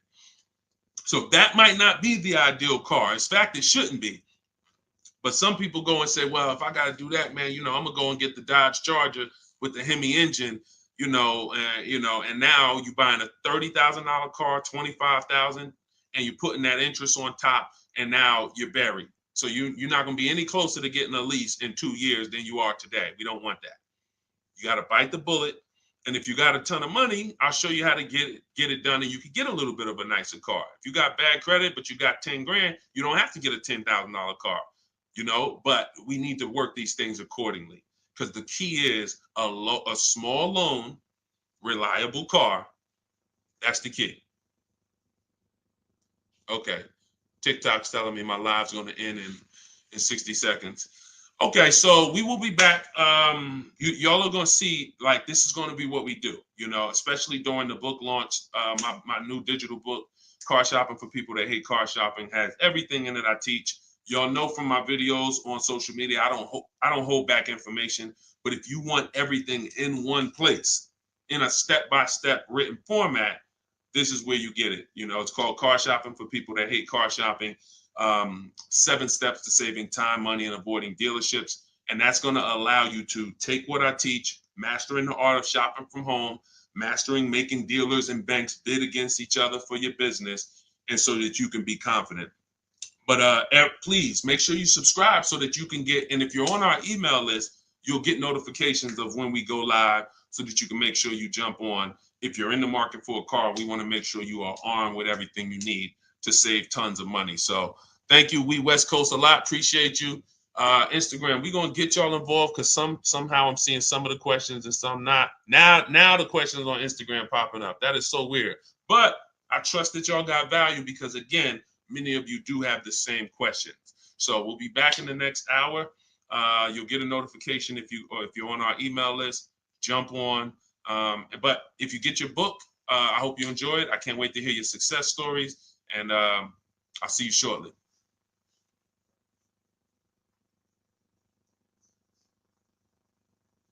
Oh, and if you need the book, it's in my TikTok bio. Some people saying, where do I get the book? It's in my TikTok bio. Click the picture. It's in my Instagram bio. Go to the bio. Click the picture. If you're watching on the or you could go to deshonsbook.com, or you can scan the QR code depending on where you're watching. So, all right. See y'all soon.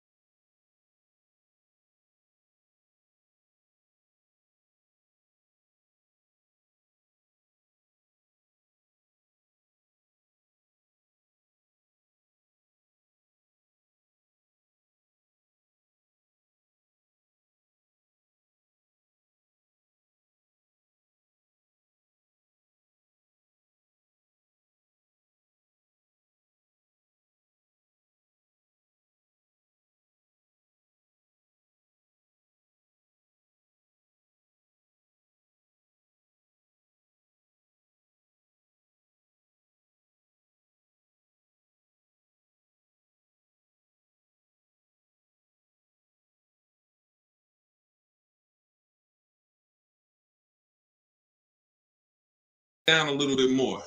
Why ask about the MSRP? This question is from TikTok.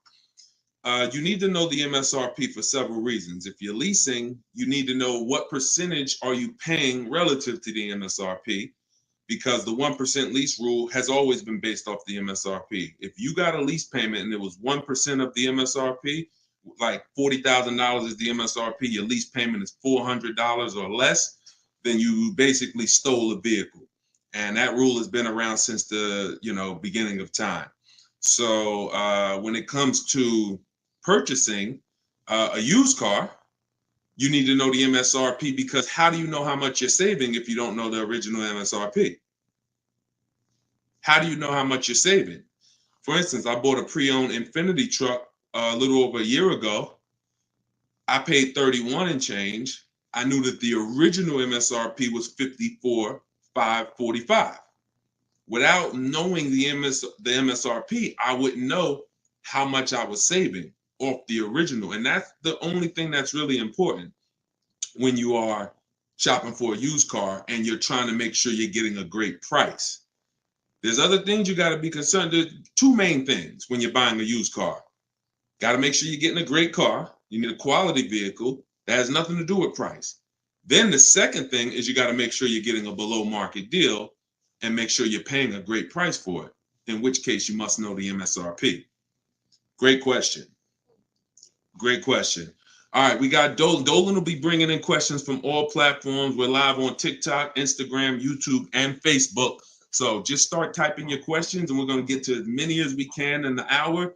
And, if you have a follow-up question, I'm just going to try to blitz through. So you can certainly throw up the next question whenever you're ready, Dolan. I'm 8K under. My credit is challenged. My car is in danger of getting repossessed. What do I do? All right. This one's also from TikTok. I'm 8K under. What do you mean 8K under? I'm probably underwater. I'm going to assume that means you're underwater. Negative equity. If that's the case, then what you want to do is you want to get the. So you're at negative equity, but then you're also behind on payments.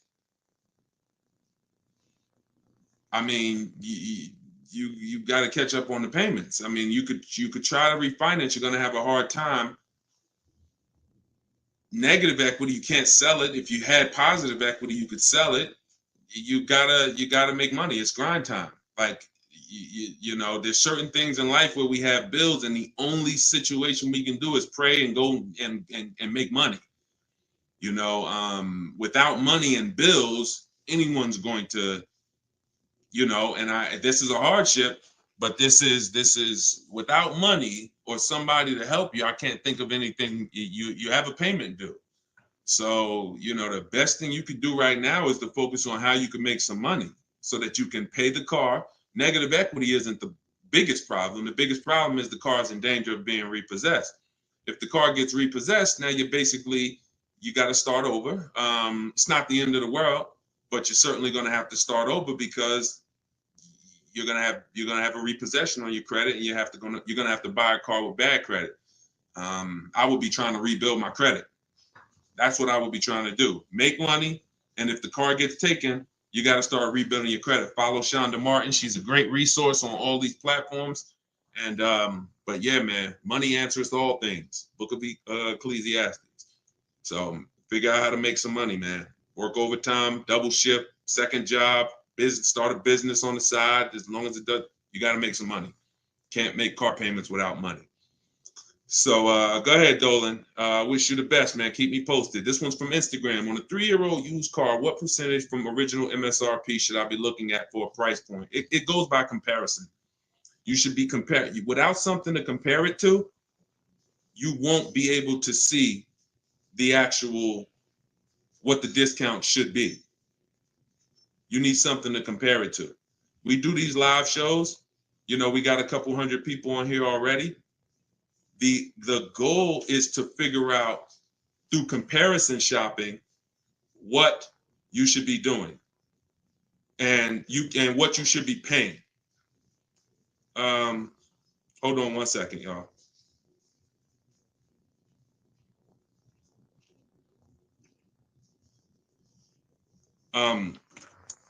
Yeah, so that's the goal. You don't know what a fair price is, what a great discount is, until you are not, until you have other offers to compare it to. That's the problem. Go ahead, Dolan, shoot the next question up. Like, I didn't know that 42% off my Infiniti that I got was a great discount until I compared it to the others. I narrowed it down to 4 choices, and then 3 of them were not as big of a discount. And, one of them was, most of them were in the 30s. This particular one was a 42% discount off the original MSRP. Go ahead, Dolan. Oh, this one's TikTok. How do I get the lease rate down? You always, listen, the only way you're going to get a great lease deal is by comparison offers. You got to get at least 5 offers because 80% of dealers are overpriced. And the only way you're going to see that is by looking at other offers. See, most of the questions y'all are going to find out have to do with you shopping for cars the way you shop for other things in life. You shop for everything else. When we get great deals, it's comparisons. Everything we do is a comparison. Now, the only way you have price assurance is through comparison. and knowing if somebody tells you, we guarantee no one will beat our price, or hey, Walmart says you could buy this item and if you find it at a lower price, we'll match it or we'll beat it. See, that's price assurance. That's comparison. That gives you peace of mind of knowing I'm not overpaying. And the only way for you to bring that same piece, the reason why we're able to, and for those of you, if this is your first time on a live with us, type 1. If you've never been on a live stream with me, type a 1 in the chat. See how many first time people we got. How many people first time? What y'all are going to see is what I'm teaching you to do is shop for cars the way you shop for everything else. Because the way you shop for cars now, you don't shop for anything else like that. Okay, Ronnie, I see you, Stoner Kid. Okay. I see you, Amelia. Okay, Batman, good to see you. Edgar. Okay, Paul, we got a lot of first-time people on here. So what you want to do is start shopping for cars the way you shop for everything else. And we get great deals by comparing offers. Now, some of the people I'm going to introduce you to and the way they've gotten their deals is by using what I'm teaching you. Everything that I teach comes out of my new digital book.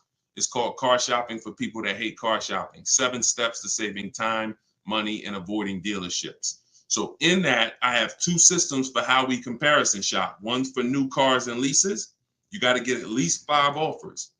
And some of you are like, Deshone, how do I get 5 offers? Well, you stay on. We're going to talk about that. It's easy to do when it's online, but you won't see how different the prices are. When you see, man, everything seems overpriced, it's because you're dealing with what I call the 80%.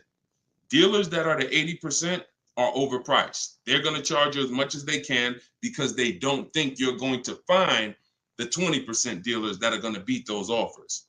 So when you talk about how to get a lease rate down, like you look at somebody like Danielle. This is Danielle's lease. She just got a lease on an Audi not too long ago. $44,000 vehicle. She paid $550, no money out of pocket. She just gave him $550, drove off. No down payment. So a lot of the things you're going to see, this is the reason why I represent the Unlearn, Relearn brand. Because a lot of what you've been using, you got to unlearn. It's not going to work here. But I'll help you do that. So for the launch of my new book, you can get yours for 75% off in my TikTok bio. It's normally $97. It's 75% off while we're on the broadcast. You got 30 minutes. And Instagram bio, you can get yours. And if you're on YouTube and if you're on Facebook, I'll put the link for you guys. Y'all can get yours. But that's how you get lease rates down. Comparison offers. Making people bid for your business. Stop negotiating, guys, and start making people bid. We'll talk more about that. Go ahead, Dolan. Shoot the next question out. We're taking questions from all platforms, Facebook, Instagram, YouTube, and TikTok. And could everybody who shares invite somebody? If you're a sharer, I appreciate it. I always give, we're trying to figure out something special we could do for the sharers, because there's nothing, I told y'all, inbox me. If you got ideas, what could we do to reward or come up with something for the sharers? Because you guys are the people who help us spread this message. I appreciate all the new people, but I want to do something special for the sharers. Please DM me ideas of what we can do, because we want to make it a regular part of our broadcast. All right, I see you, Sharice. Thank you. All right, go ahead. This one's from TikTok. Can you ask for additional discounts since you're an educator? See, the problem is if there's a rebate, then you'll get it when you reveal it. If there's a first responder rebate, you can't depend on a dealer to tell you about it. Some of the 80% won't tell you about it. Some of the 80% won't give you the whole thing. If it's a $1,000 rebate, maybe they'll tell you it's $500. We don't trust the 80%.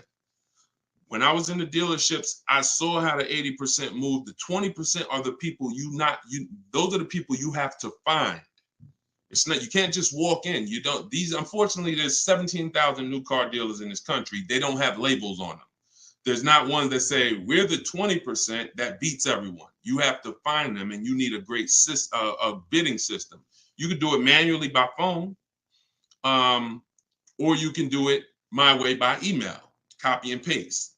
So, but you're not going to, it's like people who said, well, I have a GM, I get a special price with Ford. I get a special price with General Motors. You can't depend on the dealer you're dealing with to tell you the special price and to tell you the rebates if they have them.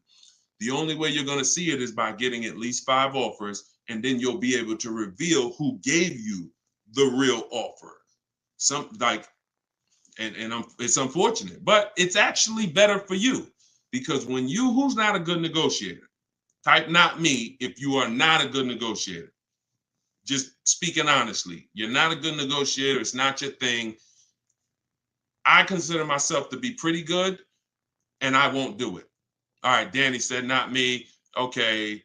Rai, sorry, I butchered your name. Lovey, okay. This is going to work for everyone who's not a good negotiator. Now, I am a good negotiator, but I won't shop that way. I'm always going to get bids, because if you're negotiating with the 80%, they're so overpriced. Even when they drop down a couple $1,000s, you're still overpaying. That's the whole point. That's why it's best for you to sit at home where you're in control. You can use my way, which is email. We copy and paste. I have a strategy in my book. It's called 25 to 5, where you're going to connect with 25 new car dealers. This is only for buying and leasing new cars. This is not for used cars. I have a different strategy for that. But you're going to sit at home. You're going to connect with 25 dealers online in about 20 minutes. And that's going to get you 5 offers using my scripts, using my replies. Now, the manual way to do it is to pick up the phone, call, and speak to at least 5 sales managers. But you need to get 5 offers. That's the only way you're going to see how much money that the 80% we're trying to overcharge you. Does that make sense? And it goes with the same thing with military discounts. Doesn't matter. Special pricing, employee pricing. You must shop multiple offers, because you can't trust the 80% to actually give you the real numbers. All right. Go ahead, Dolan. Bring the next one in. We're taking questions from all platforms. Did I post that link? The book is not good for used car. Absolutely. That's just my system. You're going to hear me talk about 2 systems of shopping multiple offers and options. One's for new cars and leases. That's called the 25 to 5. One's for used cars. That's called the multiple marketplace strategy. When we shop for used cars, we have a different strategy. You must shop for your best used car offer in a different way than your new cars. It's very different. They're both in my book. Y'all will hear me talk about them on my videos, on my social media videos if you've seen them, and you'll hear me talking about them on the live. 2 totally different shopping strategies based on your goal. All right, this one's from Instagram. When you walk into a dealership, the salesman comes at you right away.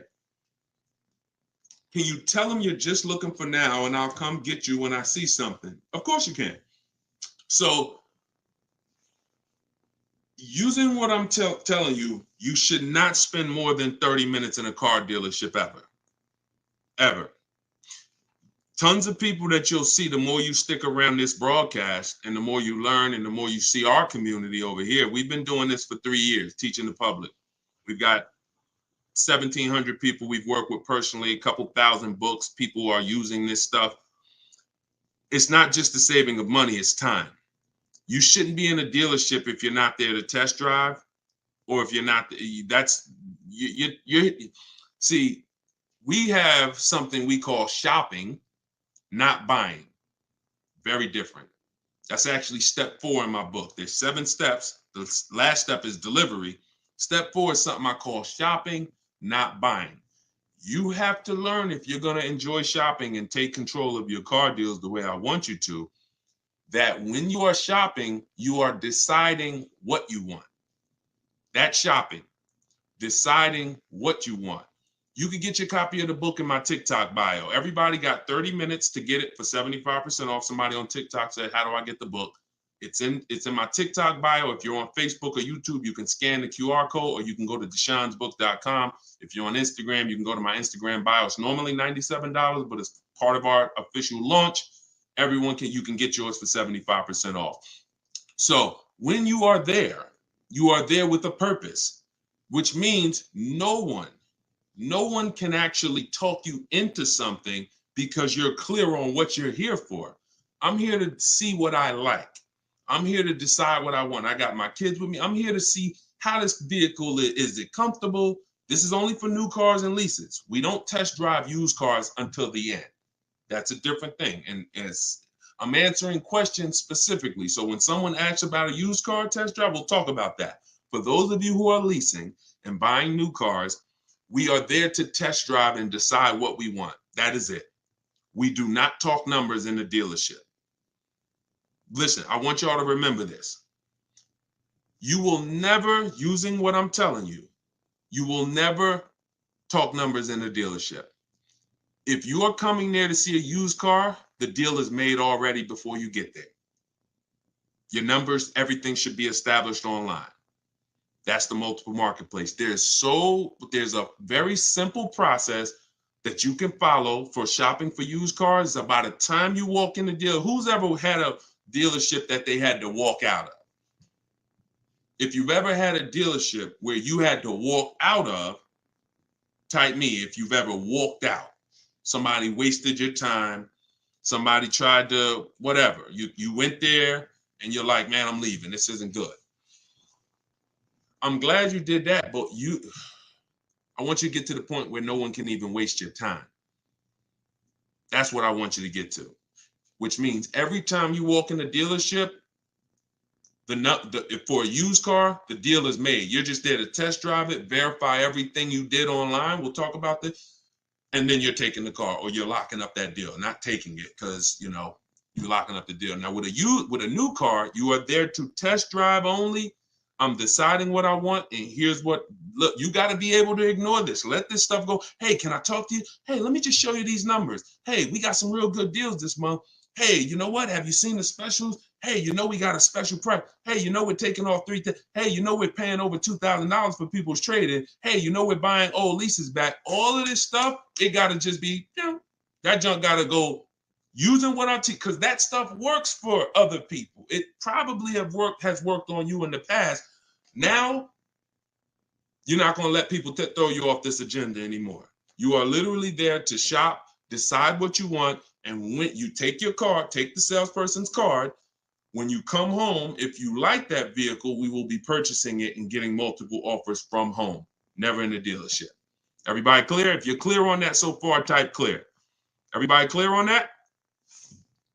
Clear? All right, I see you, Dave. Yep, I see you, Danny. All right, go ahead. This one's from Facebook. Carla said, my granddaughter purchased her first car in November 2023. She wanted to lease, but was told she was too young. She's 20. How can she transition from a current car note to a lease car when she turns 21 next year? Great question. Who has a car that they're thinking of replacing? You have a car now. You're thinking about replacing that car. Could be a lease, and you have to replace it. Could be a car you own. Could be a car you're financing. So the first step in my book, it's called 7 Steps to Saving Time, Money, and Avoiding Dealerships. Car shopping for people that hate car shopping. First step is the most important question. We must know whether we're going to lease or buy. You have to see that as the foundation of your car deals. You cannot get a great deal when you should have leased, but you bought. It is impossible. You can't get a great deal if you should have bought, but you leased. So that's the most important question. That's step 1. How many years are we keeping the car? Now, after that, here's what you do. You guys who have a car you have to replace, including this young lady, Carla, she asked, you must do an equity assessment. This is step 2. Equity assessment is going to tell you, can you get out of your car clean? Can you get out of your car break even? Can you get out of your car and there's equity there, which means you can put that equity in your pocket or into the next transaction? Or do you have negative equity if you have a loan? So the equity assessment is going to tell you. Now, here's how you do it. You're going to call your bank. If you have a paid off car, you do not need to do this step. You can skip this step. If you have a loan or a lease, you're going to call your bank. You're going to ask for the payoff. I see y'all running the lights up on TikTok too. I appreciate it. Can y'all keep tapping the screen? I appreciate y'all running those lights up. When you call, you're going to ask them for the payoff. The payoff is the amount you owe. Do not look at your contract. Do not look at anything. Call the bank or call the leasing company and say, what is my payoff? Now, if you're leasing, you're going to ask an additional question. Do I have a third-party restriction? Once you have those answers, you end the call. You are then going to go on to the websites that I'm about to mention. You're going to get 6 bids, 6 offers. My 2 favorite words when buying anything. And if you like to save money, these will become your 2 favorite words. Multiple offers. Multiple offers. I love those words. That's how you buy everything else. Multiple offers, multiple options. That's how we save the big money. So you're going to go to carmax.com. This will take you about 20 minutes to do an equity assessment. You're going to go to driveway.com. You're going to go to AutoNation, Sell My Car, Carvana, Kelly's Blue Book, Instant Cash Offer, and Car Guru, Sell My Car. As more people buy cars, we'll keep adding them to our list. Those people are in my book. That's who we get our equity assessment from, because here's what your car is worth, what people are willing to offer you cash for. What's the one word? Some of you have been, hold on, don't bring in the next question until I give you the road, because some of these I got to go a little deep on, Dolan. But you could queue them up. Just get them ready so that, you know, when I call them out, you got them ready. I know you're stacking them. When you look at, you know, getting 6 offers, what's the one word that we don't use anymore? Let's see if anybody was on here. Maybe you were on here for the last couple broadcasts, or a lot of you are new, so you may not know. What's the one word? Good to see you start back up. What's the word that we're not using anymore? And for the new people, you're about to learn. We don't use, let me see if anybody got it. I give it about 3-4 seconds. Okay, everybody's about to learn this for the first time. We don't use the word trade. You don't get maximum money trading anything. I know you've been taught that because dealers have actually taught you to give them multiple transactions in one. You buy your car from them, that's one transaction. You sell your car to them, that's another transaction. And if you get your loan from them, that's a third transaction.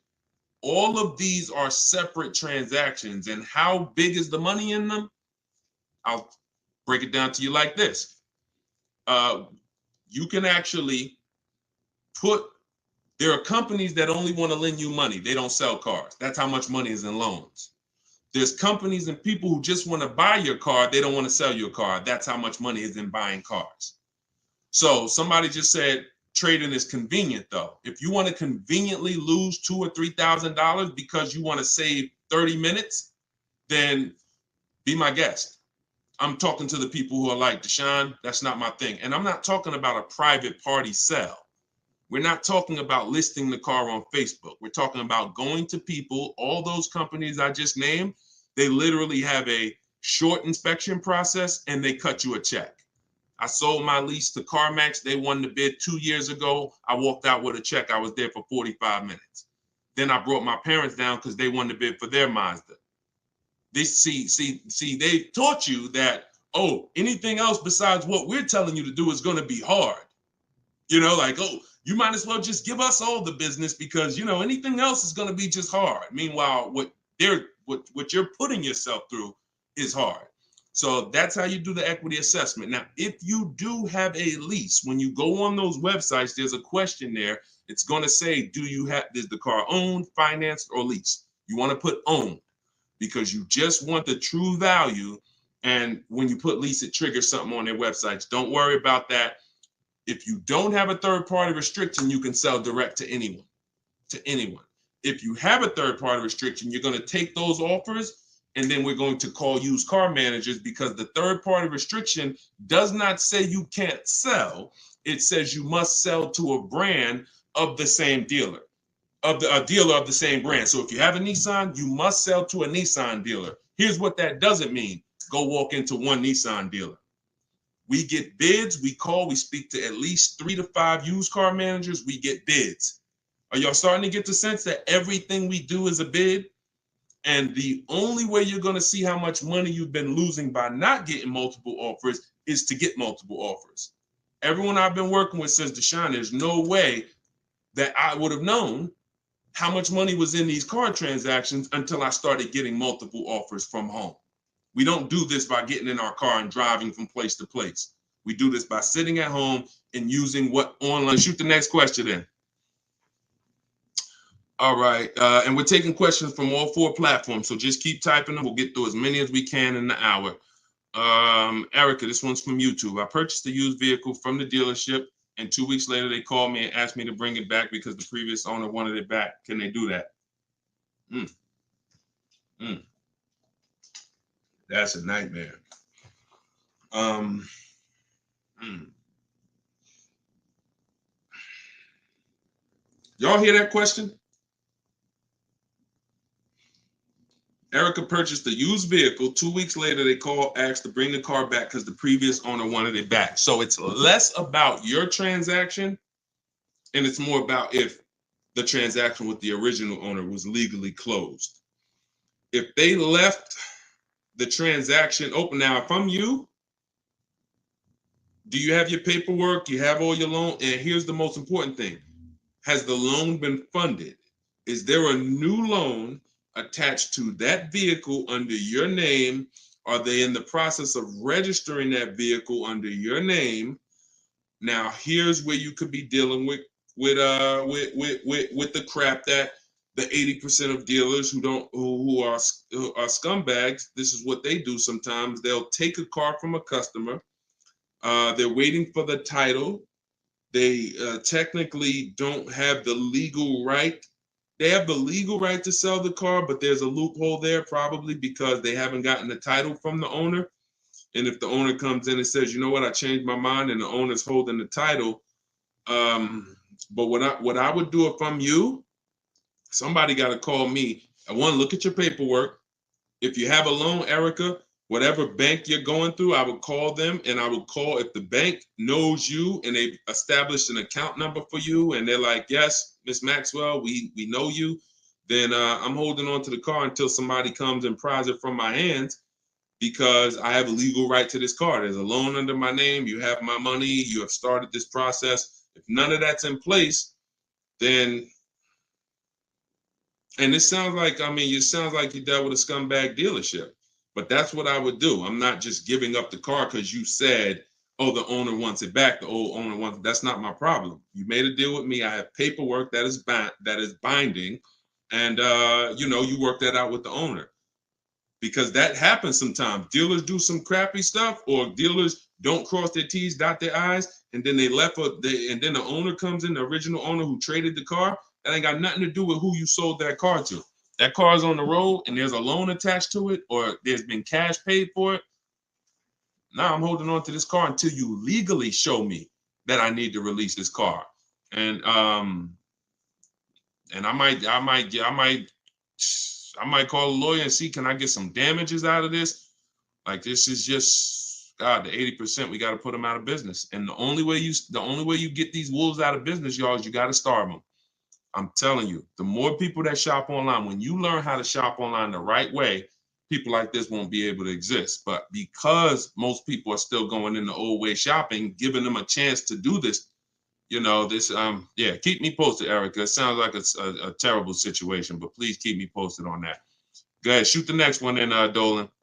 This one's from TikTok. What's the best practice for buying a car after bankruptcy? If the bankruptcy's been discharged, start rebuilding your credit. I've seen people who went through a bankruptcy. Once it was discharged, they started building credit immediately, and they were up to a 700 score in a year. So, it's the key is not to come out of bankruptcy and start buying stuff. The key is come out of bankruptcy and start rebuilding your credit, because if you can do it relatively quickly. Everyone should be following Shonda Martin. Some of you may know her. She's all over all these platforms. She does what I do, but she does it for credit. She'll do lives. The girl is brilliant, and I tell everybody about her. But that's the whole thing. You should be rebuilding your credit. You can do it quick. Get yourself up to a high 600-700 score, and then go and get a car. That's what I do. Go ahead, Dolan. Shoot the next one in. It's another one from TikTok. How do you feel about buying a car with a credit card? I don't. Credit cards are 20-something% interest. I don't carry a balance on my credit cards. Shonda doesn't recommend carrying a balance on her credit cards because the interest is exorbitant, and we would never buy a car with a credit card under any circumstances. Instagram. How do I keep my credit score from taking a hit each time I shop for a vehicle? Okay, good question. Let's go into detail on something I call the bank bidding war. Okay, this is something that I'm sure, unless you guys have been on here before, you've probably never heard. So you heard me say everything is a bid, right?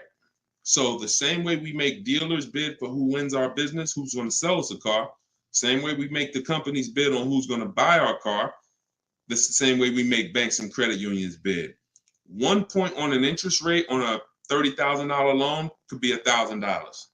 So we're looking, so we take interest, we take shopping for car loans as serious as we take getting bids for the new car. There's thousands of dollars in loans. Remember what I said about 15 minutes ago?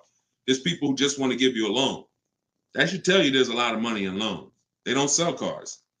So if there's a lot of money in loans, you're going to see this isn't about relationships. You're either going to be a relationship person or a money person. If you want to be a relationship person, type R. That's going to cost you money. And what I'm telling you, if you want to be a money person, if you want to save all the money that you should be saving, type M. That's going to come at an expense of relationships, because your bank is not your friend. They're in the business of making money. All right, I see you, Jennifer. I see. All right, a lot of people typing M's. Listen, if you used to go to dinner with your car salesman, invite them to the barbecues, that's going to change when you start getting bids. Unless he just wants to compete. If he's willing to compete, then it won't change. But going back to what Cindy's asking, how do I keep my credit score from taking a hit? So there's a way you do this bank bidding war. There's 3 rounds to it. 3 rounds to it. The first thing we're going to do is check to see, are there any special interest rates for the car we're shopping for? Because if the bank is offering you 0%, 0.99%, this will only come from the company that makes the car.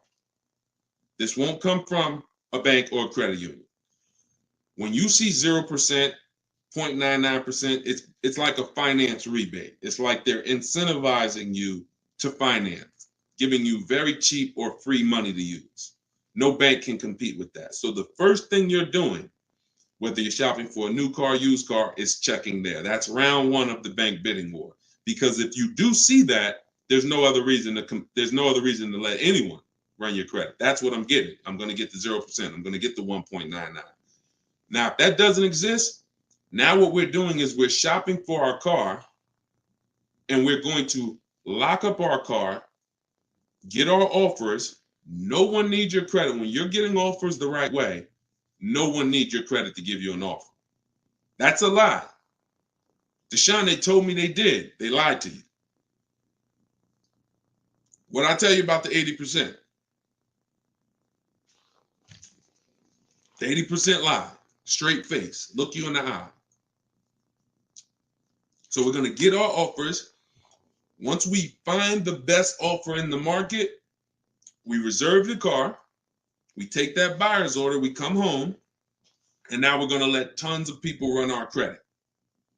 Isn't that going to make it go down?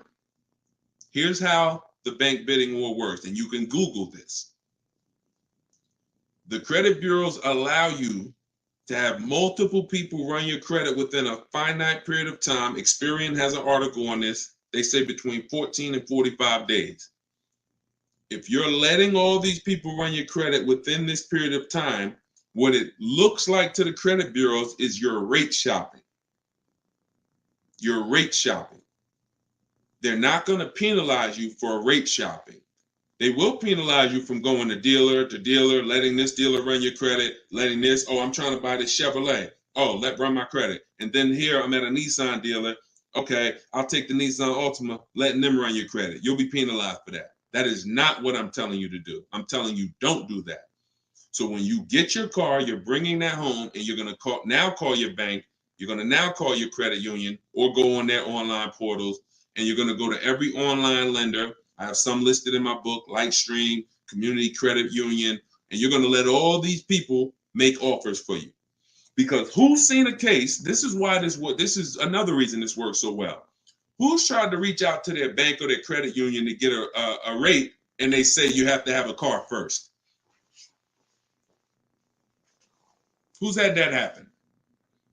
You're trying to get a rate, and they say, well, we can't give you a rate. We need you to give us the details of the car first.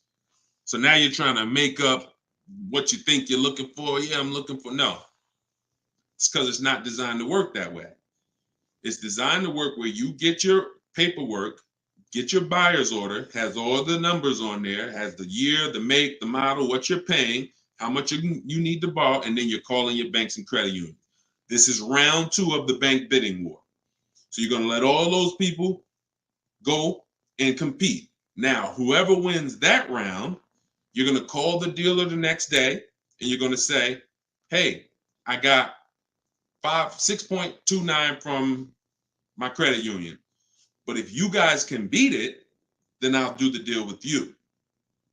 This makes the whole price. See, everything I'm telling you to do, if you follow what I'm telling you, the process is easy. You never got to lie. All of those people who taught you how to buy cars and you got to lie, don't tell them you got to trade, don't tell them this, you'll never hear me teach you. You don't have to lie. And the dealers will enjoy working with you to 20% because you're now giving them an opportunity. And it's very different, y'all. When you got a car, when you have a finance manager who's trying to beat the rate you got, here's the difference. And we'll get ready to queue up the next question, Dolan, not yet.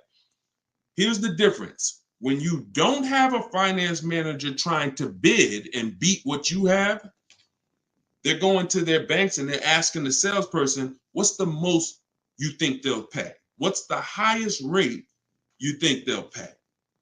All right, quote them at this, and then let's see if we can negotiate on the rate. That's what it is when you don't have an offer. But when you give them that, when you found your car, locked it up, and then you call the salesman or you call the finance manager and say, hey, I got 6.29 if you can beat it. Now here's what they're doing. They're reaching out to all their 10, 15 banks and saying, let me see if I can beat this rate. Very different. And only one or two things are going to happen. They're either going to call you and say, hey, look, I tried my hardest. I can't beat the rate. Thanks for the opportunity, but you got a great rate. In which case you have something that we want, which is who knows what we want. When it starts with a P, this is when we guarantee we paid low, the best price for everything. Who remembers? Well, I can't say who remembers because we get new people on this broadcast every day. I swear.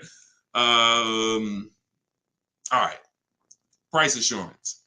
So when y'all hear me say price assurance, what that means is you don't drive off anymore hoping you got a good price. Talking to your spouse, hey, you think we could have did better? You think this interest rate was too high? Could we have got a better interest rate? No. Price assurance means you guarantee you couldn't have paid a lower price for the car. Nobody could have paid because you got bids. Nobody could have gave me a lower interest rate because I got bids. Nobody could have gave me more for my old car because I got bids. That's the only way we get price assurance. And all of this is done while you sit at home. So this is in my book, Car Shopping for People That Hate Car Shopping, 7 Steps to Saving Time, Money, and Avoiding Dealerships. If you want everything I teach in one spot, it's there. You can get your copy for 75% off. It's normally $97. And you can go to my TikTok bio. It'll be in your inbox in literally 5 minutes. The reason it's a digital book too is because things change. Vroom just went out of business a couple months ago. They used to be one of the people who competed for our business. If you guys had, your book and you had bought it and then it was a print book, because some people say, Deshone, is it in print? This is the reason, one of the reasons why it's not. If Vroom is in that print book, what happens? Now I got to jump on live and say, hey guys, volume 2 of my book is out because things have changed. Get your volume 2. I don't want to do that. You get this one time, and then I update it when Vroom went out of business. I updated the master file. Everybody who opened their book, no matter what, it was relevant. And that's one of the biggest reasons why it's a digital book. So you can grab your copy for 75% off, but you got 30 minutes. Once the timer is 0, it goes back up to 97. In my Instagram bio, in my TikTok bio, or you guys can, I'll put the link right here for you guys on YouTube and Facebook. You can go to deshonsbook.com. Oh, wait, I put the wrong one. I put it in my bio here. All right, Dolan, you can queue up the next question. Keep typing your questions, y'all. We got some more time. We're going to try to get through as many as possible. We're pulling them from all platforms. We're on Instagram, we're on TikTok, we're on Facebook, and we're on YouTube. So we're pulling questions from all platforms. This one's from TikTok. Can you use the equity in your lease towards the purchase of a used vehicle? Most certainly, Eddie, the equity is yours. Once you identify your equity and you know how you're going to get it, who you're selling to, you can either put that money in your bank account or you can use that as a portion of you can use that towards your next car deal. That's your money. Your money. Go ahead, next one. This is another one from TikTok. I need a bit of advice. My son totaled his car. It was a loan Honda. Should I lease or buy this time around? I'm looking into maybe lease an electric vehicle, but I never have leased a vehicle. Okay, it's a very good question. Should I lease or buy? Let me show you. Some of you, let me show you this. Let me ask a very important question. In my book, this is called Step 1.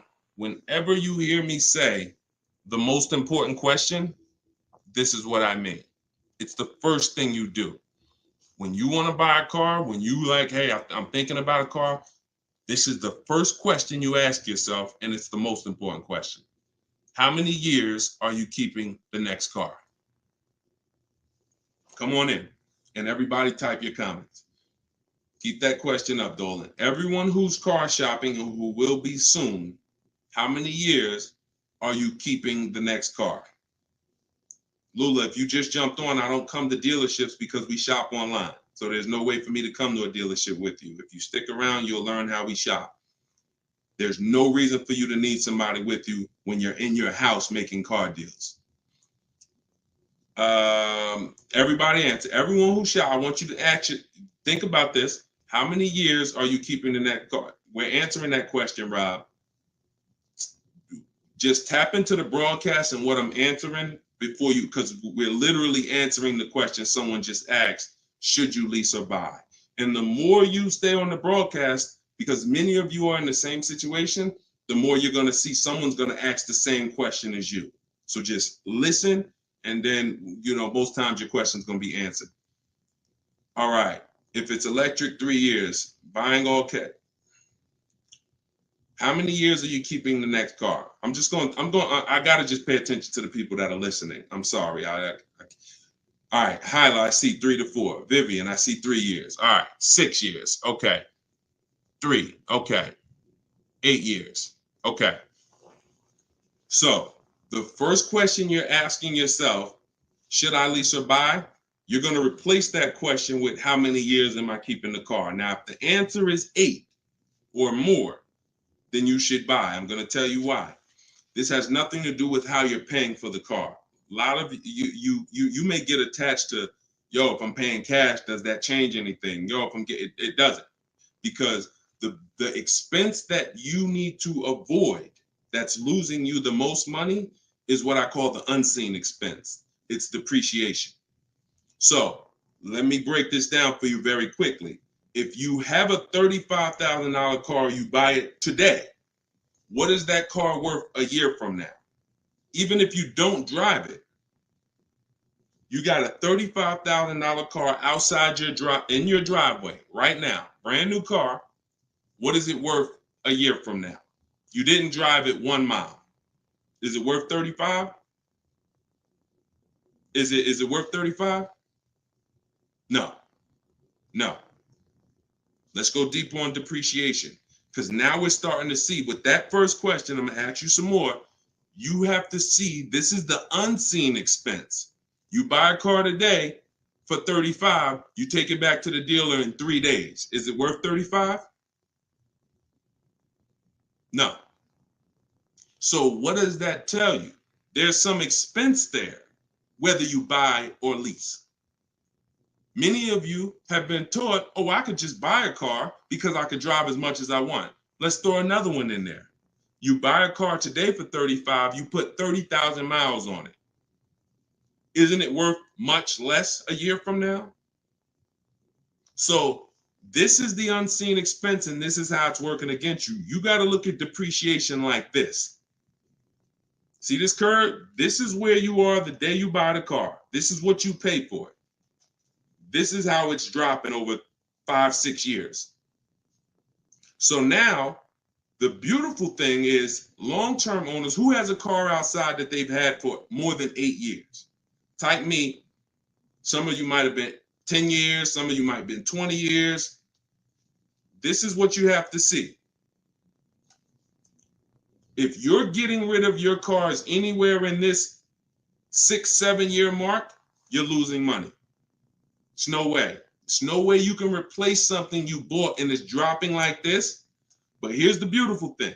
For those of you who are like, look, I had my car for 12 years. I had my car for 8 years. I had my car for 10 years, 16 years. This is where you're at.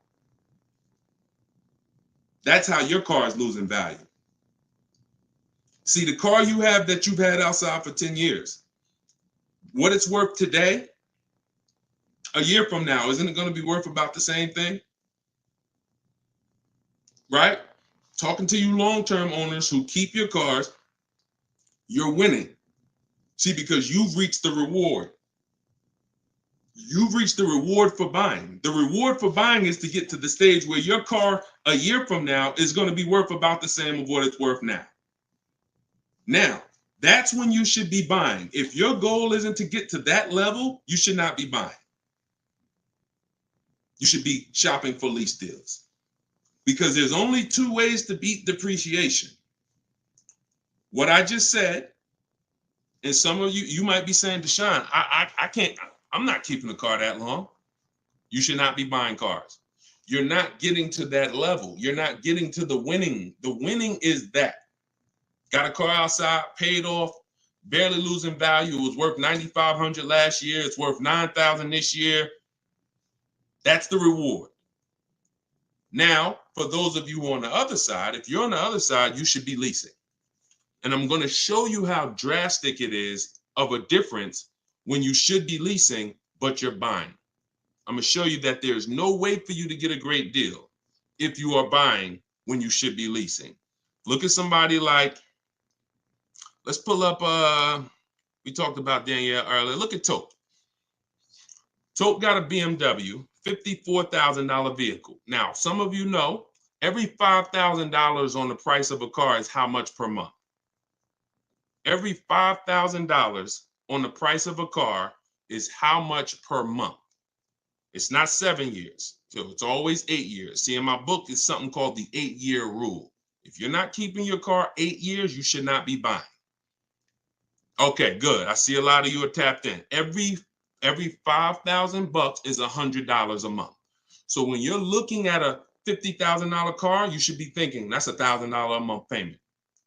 What about the down payment? Forget about the down payments. Down payments have nothing to do with the deal. We are just talking about boundaries. When we look at a $50,000 car, $1,000 a month, 5-year loan. $20,000 car, $400 a month, 5-year loan. Every $5,000 is about $100 a month. Now let's look at Tope's deal. Tope got a $54,000 BMW. She's paying $756 a month. I'm going to prove to you right now that if you should be leasing because you're a short-term person, you are not keeping your next car 8 years. You're not keeping your previous cars 8 years, yet you bought them. I'm going to show you how much money you've lost listening to people that told you shouldn't be leasing. And we're going to correct that. So Tope got a deal, shopping multiple offers the way I teach. She got multiple offers. She got $690 a month. That's a 1.26% lease. $690 on a $54,000 vehicle. So let's say we're going to break down real quick 3 different ways to get this vehicle right here that she got. One is the way she got it, leasing, because she's a short-term person. Now let's say somebody says, Deshone, I'm going to buy that car. That person buys that car. Let's say they get an incredible price and they save $10,000 off a brand new BMW. Okay? I want to show you that even with extreme cases of big money, I could teach you how to get the best price on the car, but it's not going to change. If your deal is on the wrong foundation, you can't get a great deal. So let's say somebody walks in right after Tope. They look at her car, they see her driving off, and they're like, man, I want that same car. All right. And they end up saving 10 grand. So they buy it for $45,000. Taxes, fees, probably put them up around 48. Every $5,000 we said is $100 a month. $48,000, that's a $950 payment, y'all. 5-year loan. No money down, because Tope put no money down. So we're comparing putting no money into these deals. When you start putting no money into the deals and looking at them, you're going to clearly understand them. Sometimes people use down payment money to confuse you. $690 a month she's paying, they're driving off paying $950. No way. Now a third person comes in. Man, I see those two people just drove off. You got that car used though? Can I get a used one? I don't want to buy a new one. I don't want to get a new one. I know that's going to be expensive. What do you think a brand new vehicle that was $54,000 brand new? What's a good price of that vehicle used, y'all? What's a good price used?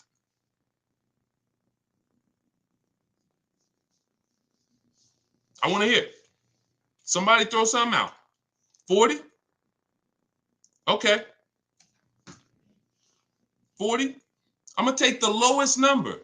This is how it's going. I mean, it's not going to be 30. Okay, a $54,000 vehicle. You're not. Let's take 21. Okay. No, all right. I can't. We gotta use like real answers. So you're not getting a $54,000 vehicle. Oh, maybe I should preface 3 years old, right? Let's say 35. Let's say 35.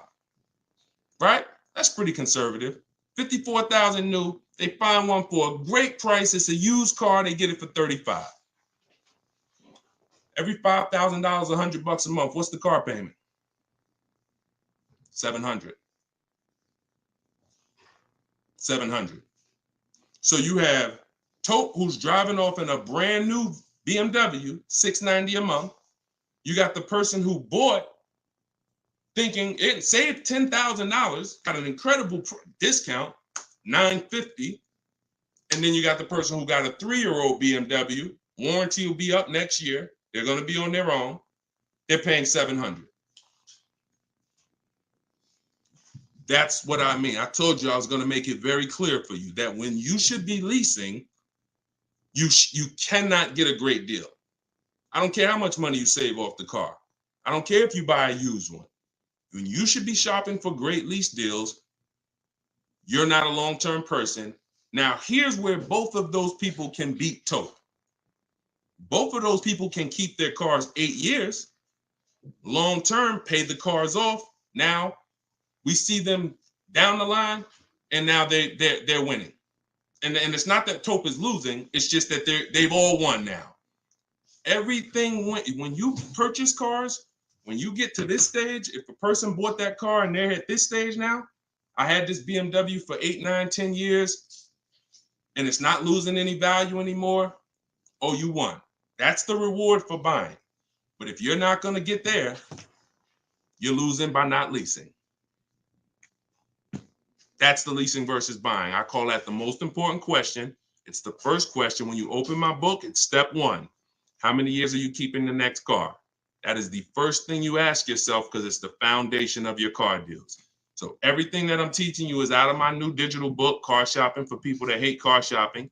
7 steps to saving time, money, and avoiding dealerships. Step 1 is the most important question. Step 7 is delivery. So by the time you get to step 7, you're either having your car delivered or you're picking it up. This is not a book you read and then you go take a test on it. This is an action guide that gets you closer and closer to your vehicle. And when you get to step 7, you're taking delivery. So you can get it for 75% off. Get your copy. Get your 75% off in my TikTok bio, in my Instagram bio.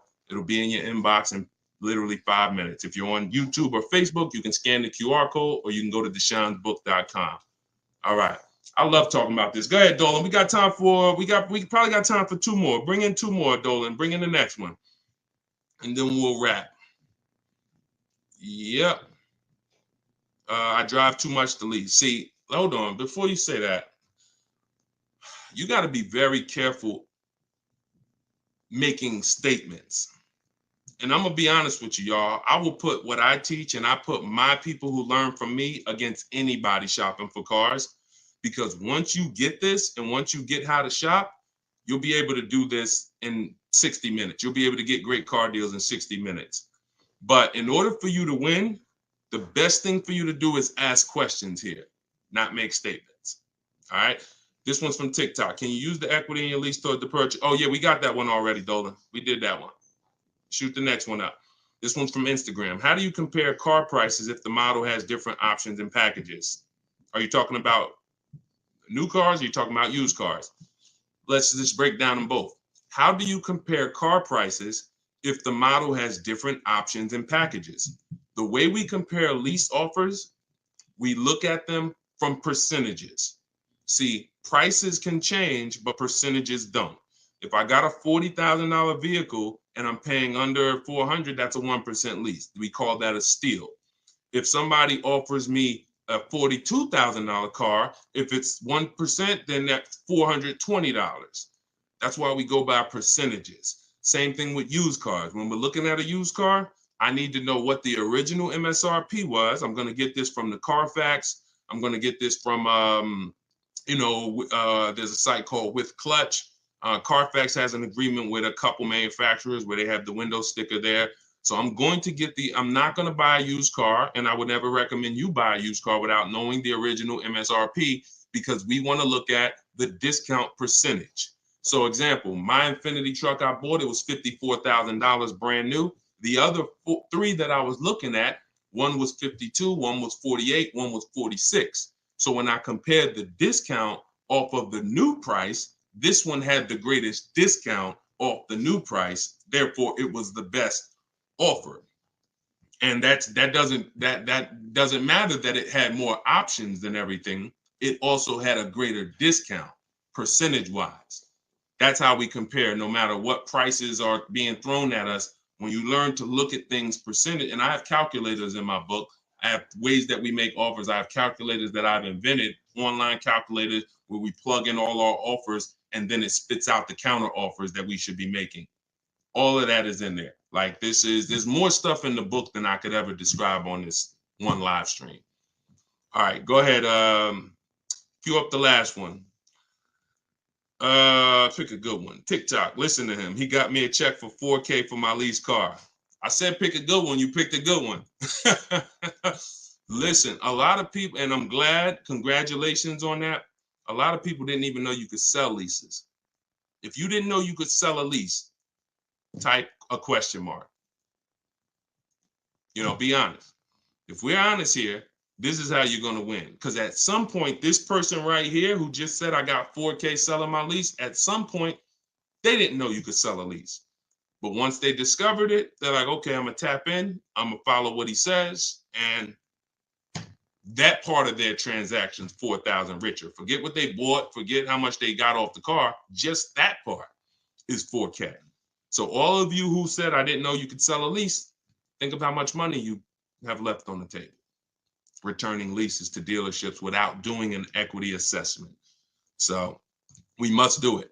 So I'm very big on getting this information out. Y'all can get it any way you want. You can go through all my social media videos. As you can see, those videos are made for different types of people. Some of you are high mileage drivers. Some of you are, going to be leasing. Some of you have negative equity. Some of you are going to be purchasing new. Some of you are going to be purchasing used. Some of you are going to be paying cash.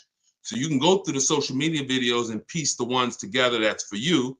You can also hop on these live streams, piece the information together for you, or you can go and grab your copy of my new book, Car Shopping for People That Hate Car Shopping, 7 Steps to Saving Time, Money, and Avoiding Dealerships, and you can just have the whole playbook. And the playbook is in there for everything. So if you're leasing now, it's in there. If you're going to be getting your spouse a car, it's in there. I can't tell you how much the book is going to make you. You'll tell me. Maybe 10, 15, 20 years, you'll tell me, this book, Deshone, this book has saved me $20,000. Because the more cars you get, the more your money you're going to save, even if you're going to get one. But I just want you to have the information, get it how you want it. You can get 75% off your copy as part of our book launch in my TikTok bio. Click that link, and then same thing on Instagram. Click that link and then click the button that says get 75% off my new book. But it's only for 30 minutes. After 30 minutes, price goes back up to $97. $24 is better than $97. So, and I'll put the link one more time for you guys on YouTube and Facebook. You can click this link here that says Deshone's book. I just posted it.